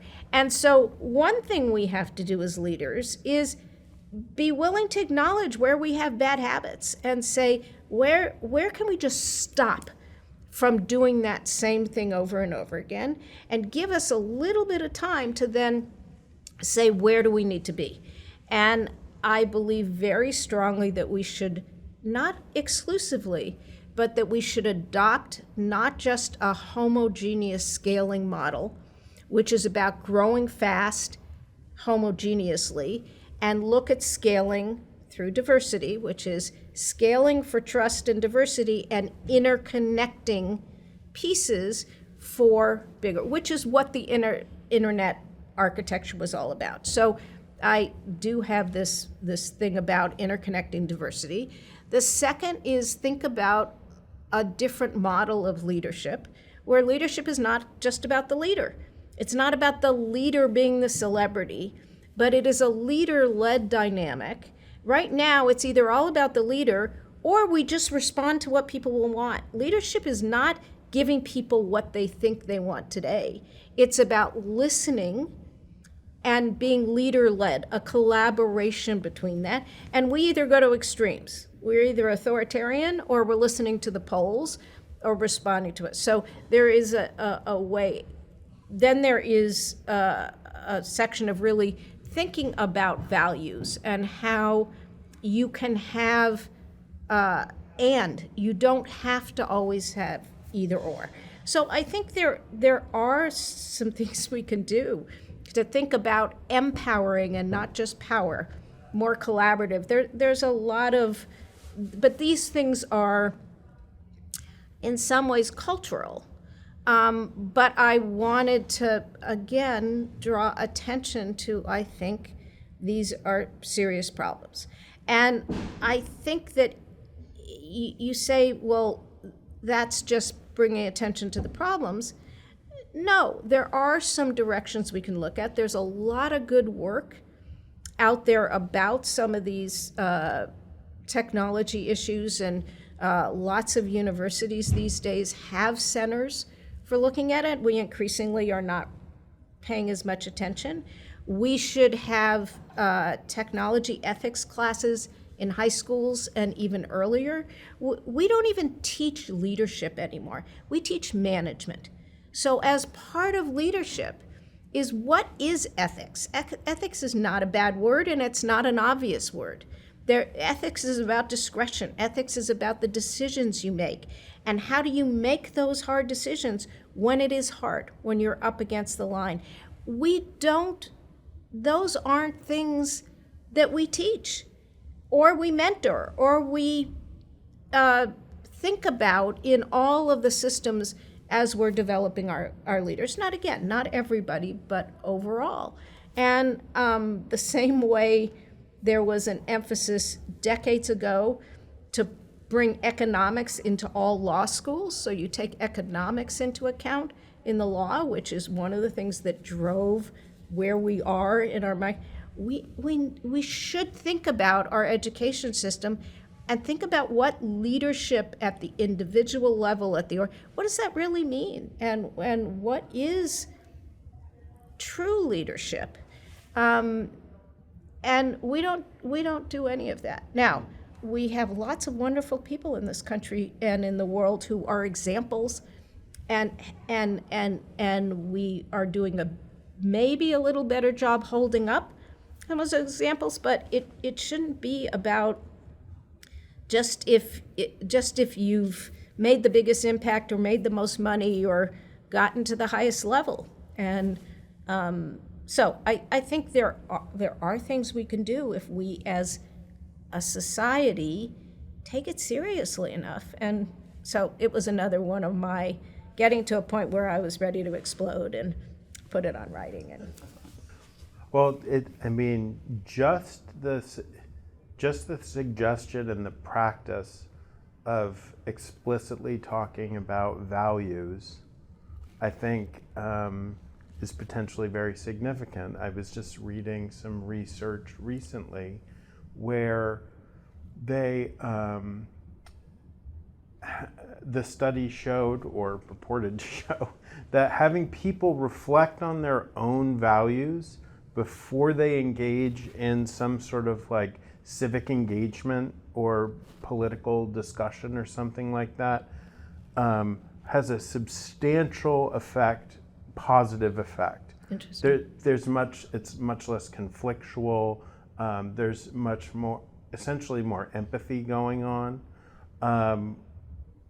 of just having people initially not reflect about the other person's values, but your own values. So it's just a very interesting thing of just what like a substantial discussion and reflection on values could do in general. I'd be interested, maybe offline you can tell me that piece, because I think one of the problems we have is we all say value, and we think value is something up here. It is, do you have common values? Do you believe in dignity? Do you believe in human rights? But there's another level down, which is how do you prioritize when you have to make a decision? And the reason why in a company, a leader, it is so important in an organization, any organization, to discuss values at not just a high level, and that it really has to get down to, okay, here are two values. What are you going to do when those values are in conflict? And very often we have values that are in conflict, and we don't explicitly talk about them enough because it's an uncomfortable thing to then let people help guide how people are making decisions and I think one of the reasons that research is true is because we kind of think about values as things that we aspire to. We don't think about values that sit inside of us, that have us make a decision at any given point. Priorities, as you said. Yeah, before, that word. What do you value? Now, if you value 10 things, but you don't get all 10 of them, it's a different type of thing. I wanted to get back to the question of the reaction to these pieces that you've had from peers, from different kinds of people. What has it been like for you? You know, I have, because of making a decision to, maybe it's making a decision and maybe I don't have the skill, to simplify. All of these pieces have been somewhat self-selecting because they are longer than, and I haven't put them through a broad publication. So that given, the people who have read it and have actually read it for the most part, fall into two camps. One, feeling like that they were glad that I was speaking up, that it provoked them to think about things differently, that's my hope. And there's another camp of people who will say, I understand, but it's an overreaction. More in the former than the latter. I have some friends read it who it's like, come on, it's not that bad, or there's nothing you can do about it anyway, or you're not looking at all the good. So the camp that is critical is usually that I'm not offering solutions. It's usually that it is stating the problem and or is too dense, too complex, and I should simplify it to get to a broader audience. The majority of the feedback I've gotten from, but as I said, it's self-selecting a little bit, has been that people who have said to me, this really made me think differently about this, or made me stop and think about this. And if there's anything that I'm trying to do with these pieces, and most of what I do these days in mentoring and advising and is asking questions or suggesting looking at things. So if someone says to me, oh, I hadn't thought about it that way, that is the equivalent to me of a like. Right. That gives me the feedback of that's exactly what I'm trying to do, because I'm not, I think it's too complicated. I'm not trying to say, here's the solution. I'm trying to get you to think about it so that collectively we will come up with the solution. Because it just takes all this different thinking. And in some ways, I say that what I do these days is to try to influence the influencers. I'm talking to leaders of all generation and all type to just be a sounding board and help them and leverage, but also, and to learn from them, but also to, if I can, from listening to them, interject a thought that broadens that or gets them to think about somebody over here, then I feel that I have accomplished something. Is that something that you are consciously doing and have some sort of practices around this, influencing the influencers? No, it's my excuse for when people say, why don't you do a podcast? Why don't you write more? Why don't you speak? Why don't you? And my answer is, I'm not trying to develop a brand. We've spent now 3 sessions talking about all sorts of stuff of building things. And I'm at a point now where I'm thinking, how can I best give back? And for me, meaning comes from learning. Meaning comes from interacting with smart people. That's my feedback. And so if I can work with smart people learning different things and help them by being a thought partner and provoking thought. And so the influence isn't, that's just more a term because, but it's about, I'm happier being broad and behind the scenes and talking to a lot of different people than I find that when you decide, and when I had the book or on a board or you have a company, you have a perspective and you see the whole world through that perspective. By working with lots of different people, I do have a perspective, but it's the integrative one. I'm not trying to push an idea in terms of a book or this. It's more being able to integrate and respond to what somebody, and sometimes when I'm provoking a thought, it's not necessarily the ideas in what I'm writing. It is they're working through something and I ask a question and they're like, oh, I hadn't thought about that. It's the type of thing that comes from being open to somebody talking about your ideas with someone else, and you get the synergy of the building of it all. Having written these pieces, have you considered, or do you think, it seems like you kind of moved away from wanting to do board work. Yes. Have you thought about now with these, widened perspectives, putting it into action, or I've never been on a board, so I don't know how they work really, but would that be a bad fit, or? No, I've since I stopped, I went off the Disney board in 2014. And then I went on the KQED board briefly and the Medium board briefly. But once I really decided, I've had lots of conversations with people in the nonprofit and the for-profit about board work, and I have really decided, I'm not going to say never, ever, but I like working with the leaders individually as opposed to in a boardroom.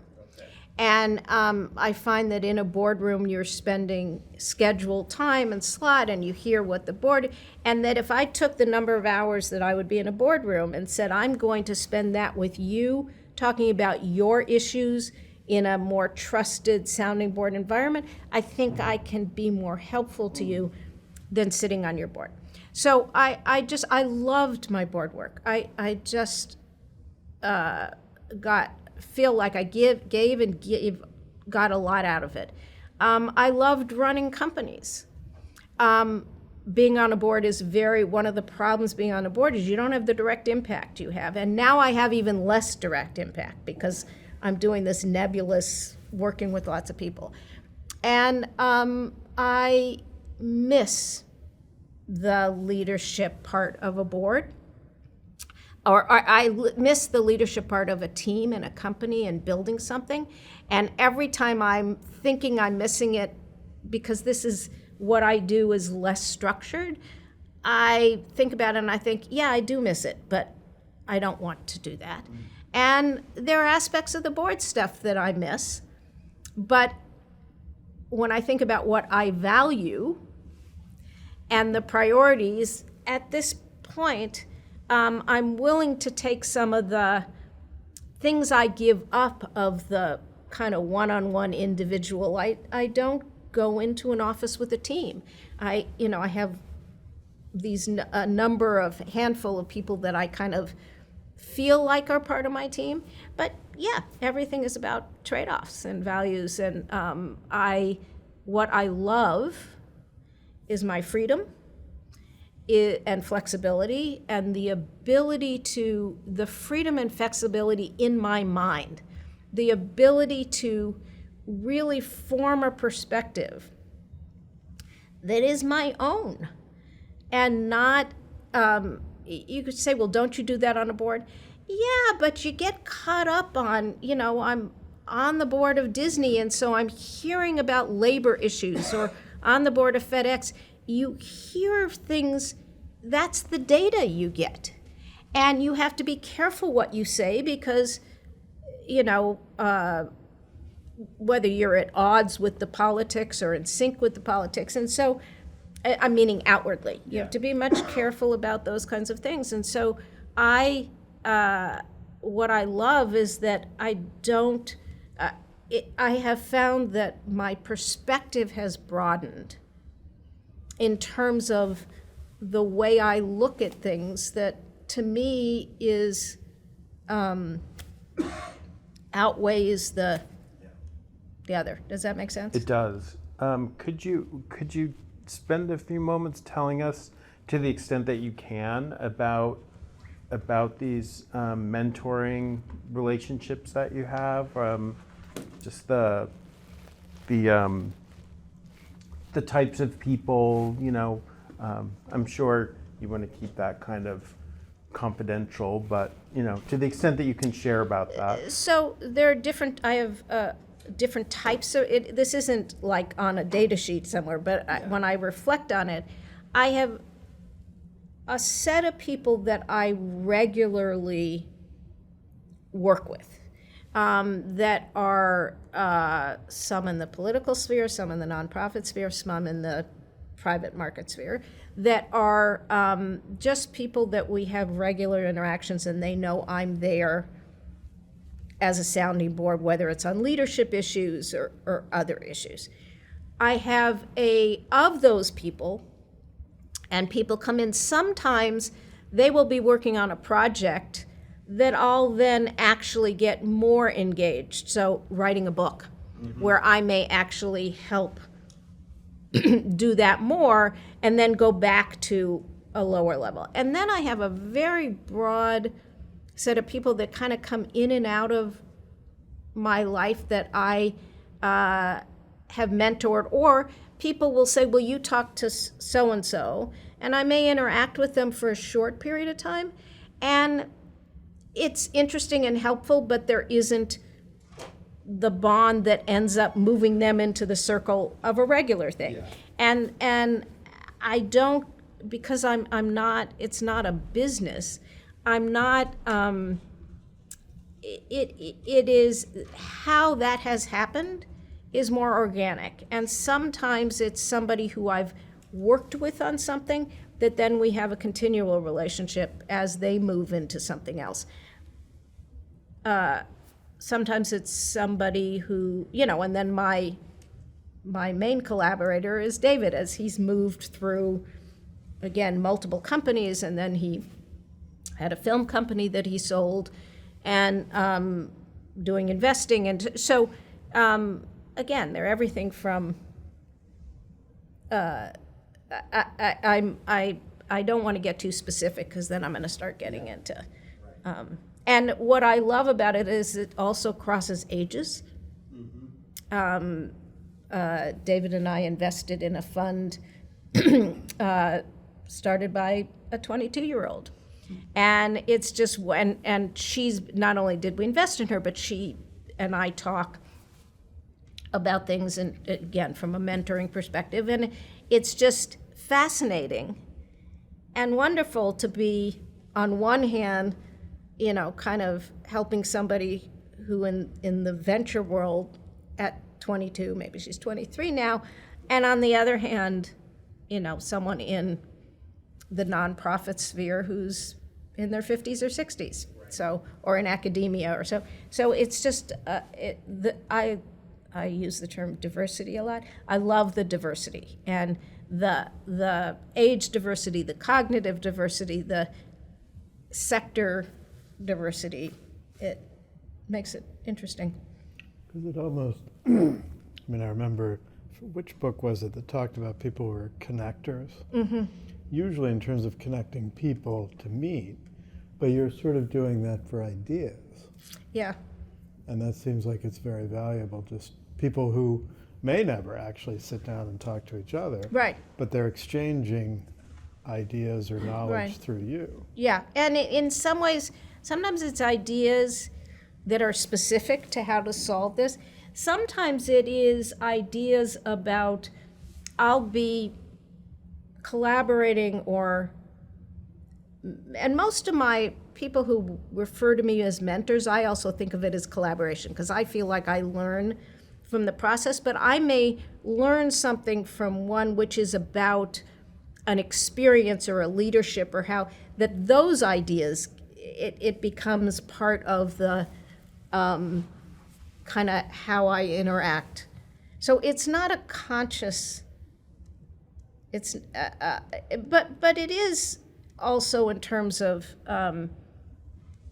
often I'll be talking to someone, okay, who do we know who could be? There is some people connecting there, but it is more, you're absolutely right. I have a good friend who's one of the best connectors in the Valley, and she's more a networker. She's an idea person also, but the focus is around who can I introduce, and you always know when she's going to introduce you, it's going to be somebody worthwhile.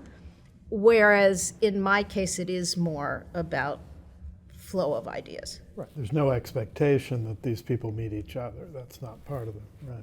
And every once in a while, I'll bring together a couple of them, and then when they hit it off, it makes me very happy. So. Well, I thought we could spend a few moments talking about, you devoted so much of your career to innovation. Mm-hmm. And in this what I'll call like this critical analysis that you've been doing the past several years. It's also like a deep engagement with innovation. Could you talk a little bit about why you see innovation as so vital, important, what necessary, and talk a little bit about what innovation contributes and the kind of future potential if we can work some of these problems out. So I am going to reframe the definition of innovation in that I think of innovation, and I said in the book, some people will say what innovation is bringing a new product to market, bringing a new idea out. I will frame innovation as the capacity to change. And I think that innovation that's what innovation is. And it's a capacity to learn, to adapt, to solve, that doesn't mean, and I think one of the reasons this out of whack pace saying we needed to innovate innovation is that doesn't mean I celebrate innovation, but I don't think all innovation is good, or I don't think all innovation should be done. Just because you can do something doesn't necessarily you should do it.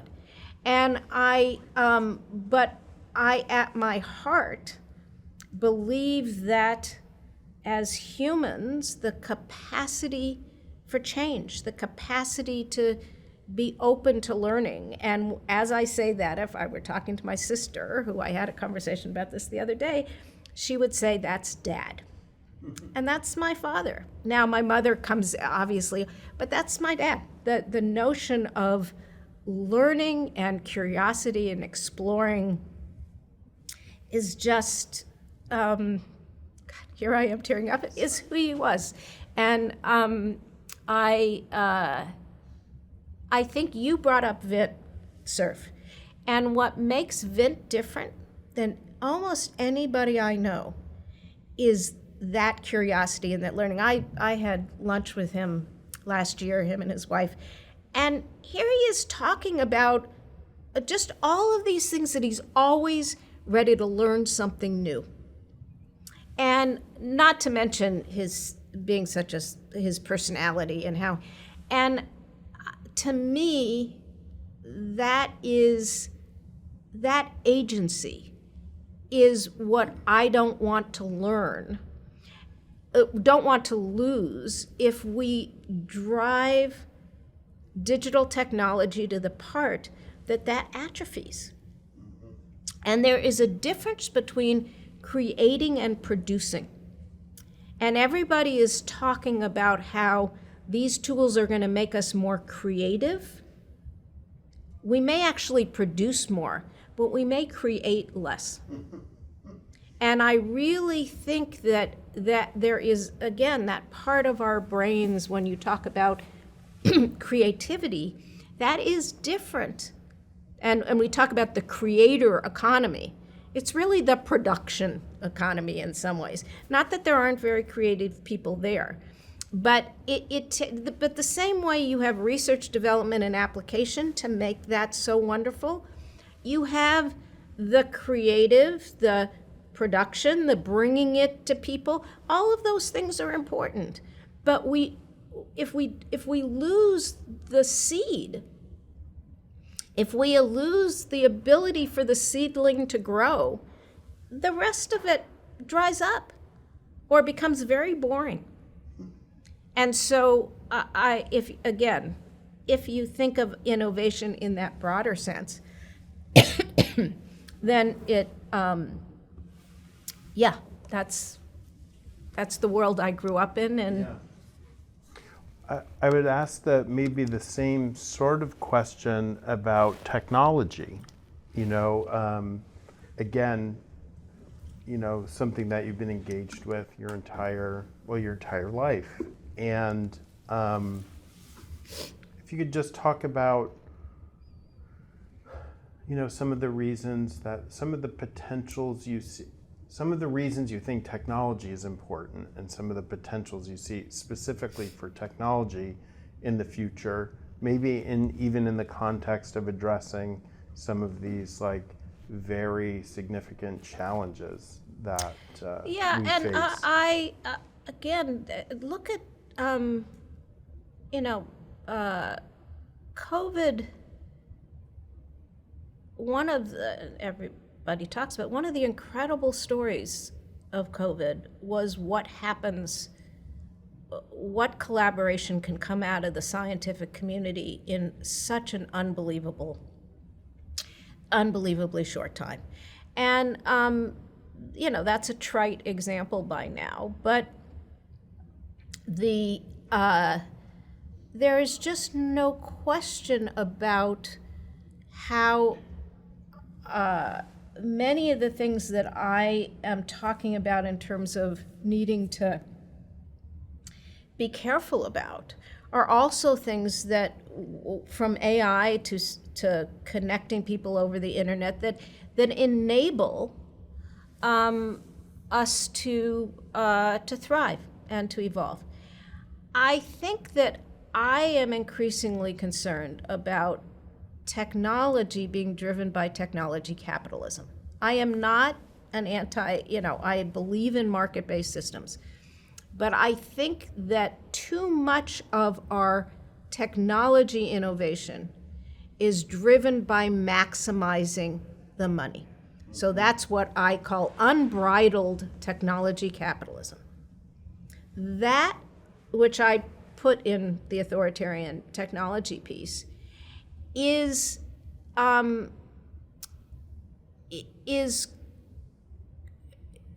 running the risk of us creating more problems than we're solving. And that's what we as technologists, and those of us who love technology or are technologists, really need to take a look at ourselves, and we're not doing a very good job of that. There are other areas of science that do a better job of that, in terms of what is the ratio of the problems we're creating and the problems we're solving. And don't just keep saying, yes, but we're solving this. And looking at the cycle of how often do we like a problem we caused because we get to sell something that solves it. We don't fix our food system, but we sell drugs to help with the fact that our food system plays into disease.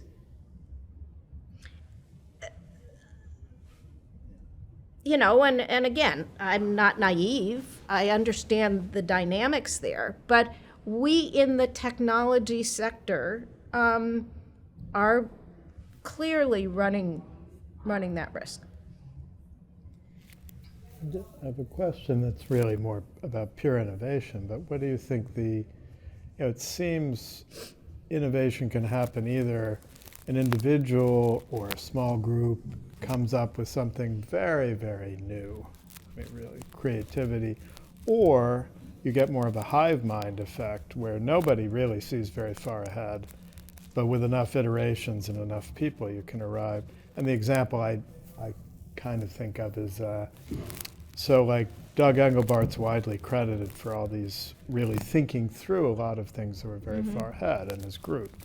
Don Bitzer with Plato didn't have any particularly large vision at the beginning. He was hired to do an educational system, but yet it developed a lot of the same features through iteration. So I don't want to argue those two cases, but can you get to the same place with both? Sometimes yes, sometimes no. And I would argue that often it's a combination of them, and there are certain problems that you can eventually get to, or you'll get to a different version of it.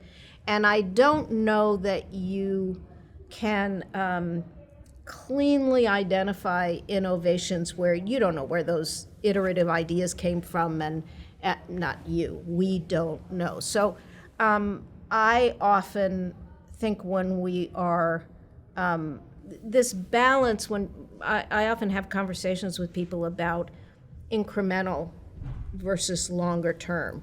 incremental versus systemic.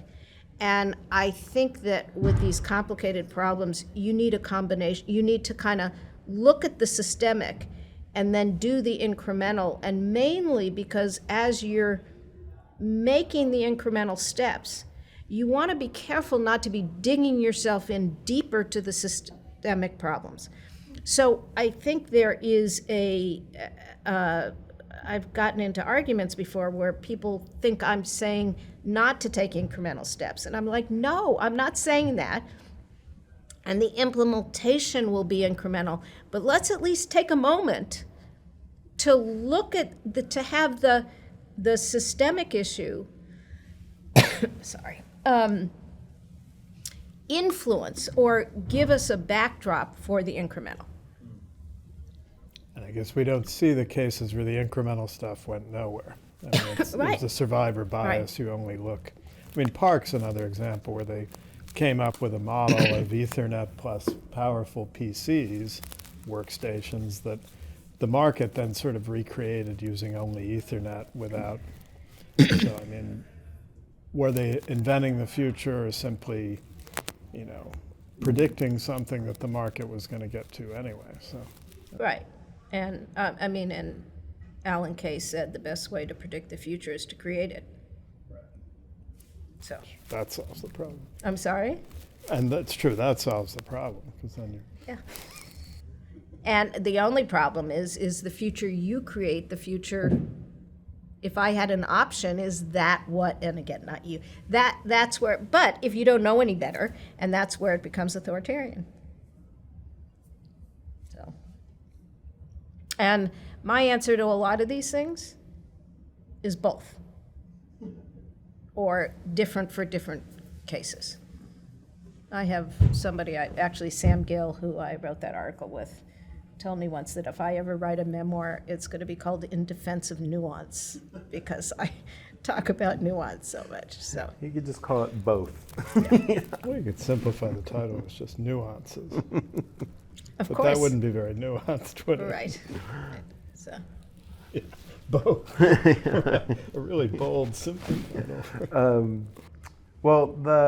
I just have a few remaining questions, but they're mostly more on like a personal nature, kind of what you're doing outside of thinking about innovation and technology. But I just wanted to make sure that there wasn't another, aspect of this work that we wanted to think get so. to that we've maybe. I've probably exhausted. Okay. If Well- you get me going, I'll get too complicated again. So bring me back to the simple answers. Well, we are going to ask for what maybe. Not true. Yeah, Okay. we'll end with one that demands a very simple answer. Okay. But I was just interested in just sort of your interests outside of all the stuff we've talked about, hobbies, if you have any time for that sort of thing, or any kind of philanthropic engagements that you wanted to mention, anything like that. I've never been good at like hobbies but I love to walk. I mean, I do as many of my meetings, walking meetings so walking, whether it's and being outdoors. Reason you got the tennis metaphors. I through my years have played tennis, stopped playing tennis, played tennis, and so I started taking tennis lessons again. I love to play tennis. People are trying to convince me to play pickleball, and I haven't decided whether I'm going to give in to tennis. And I like being with people, not in groups. I am not a big group person, but just love one-on-one. My son and his now wife now live up here, and I'm thrilled that they live close by, and being with family. My older sister's in the area and has a daughter who has 2 kids, and my older sister's on the East Coast, but I have a wonderful family. I have wonderful friends, and so love to walk and talk and like to read. So I'm not like, I don't think unless I'm forgetting something, don't have a specific. Well, that sounds I like extremely to. lovely. I am a big. I like to be moving and exercising. So whether it's Peloton or bike, I'm just. I guess exercise. I spend a fair amount of my time exercising, so I guess that is a hobby. So Makes me think of the peripatetic philosophers or the ancient Greeks that would walk while they debated. yeah, and you asked philanthropic. I count that in the meaning part of my. So part of when I'm engaging with people. I spend a lot of time on, and the issues would not be surprising to you around democracy, women's rights, climate, they're, given the The rest of big the ones. conversation, it wouldn't be surprising. Yeah, all very important issues. I guess one thing I'm curious to, if it doesn't resonate, don't worry about it, but do you see things, and this would affect the future, as being more toward like turning points where things can go either way, or that these forces, essentially are going to play out bigger forces, and that there's not that much volatility in particular moments? So this may also not. I tend to think, when I think long term, I tend to think about scenarios in terms of multiple scenarios, right? So when you're planning in the short term, you can say, I think this is going to happen, and I think that, so just in general, once you get, I tend to think about multiple scenarios. And part of that may be because I just don't have a clue. And so to comfort myself to think about something, I think the level, I'm going back to I'm stopping myself because of what you said. I've been through this before in different cycles. I'm sure that there are certain aspects, and the world has gone through some horrible downturns and come out the other end. But I feel like certainly in my lifetime, the level of uncertainty not in so many areas that it feels like the uncertainty is not just geopolitical, not just domestic, not just in the markets, not just in that there are just so many threads of the uncertainty that that it's both thrilling to people who like to follow it and scary as hell.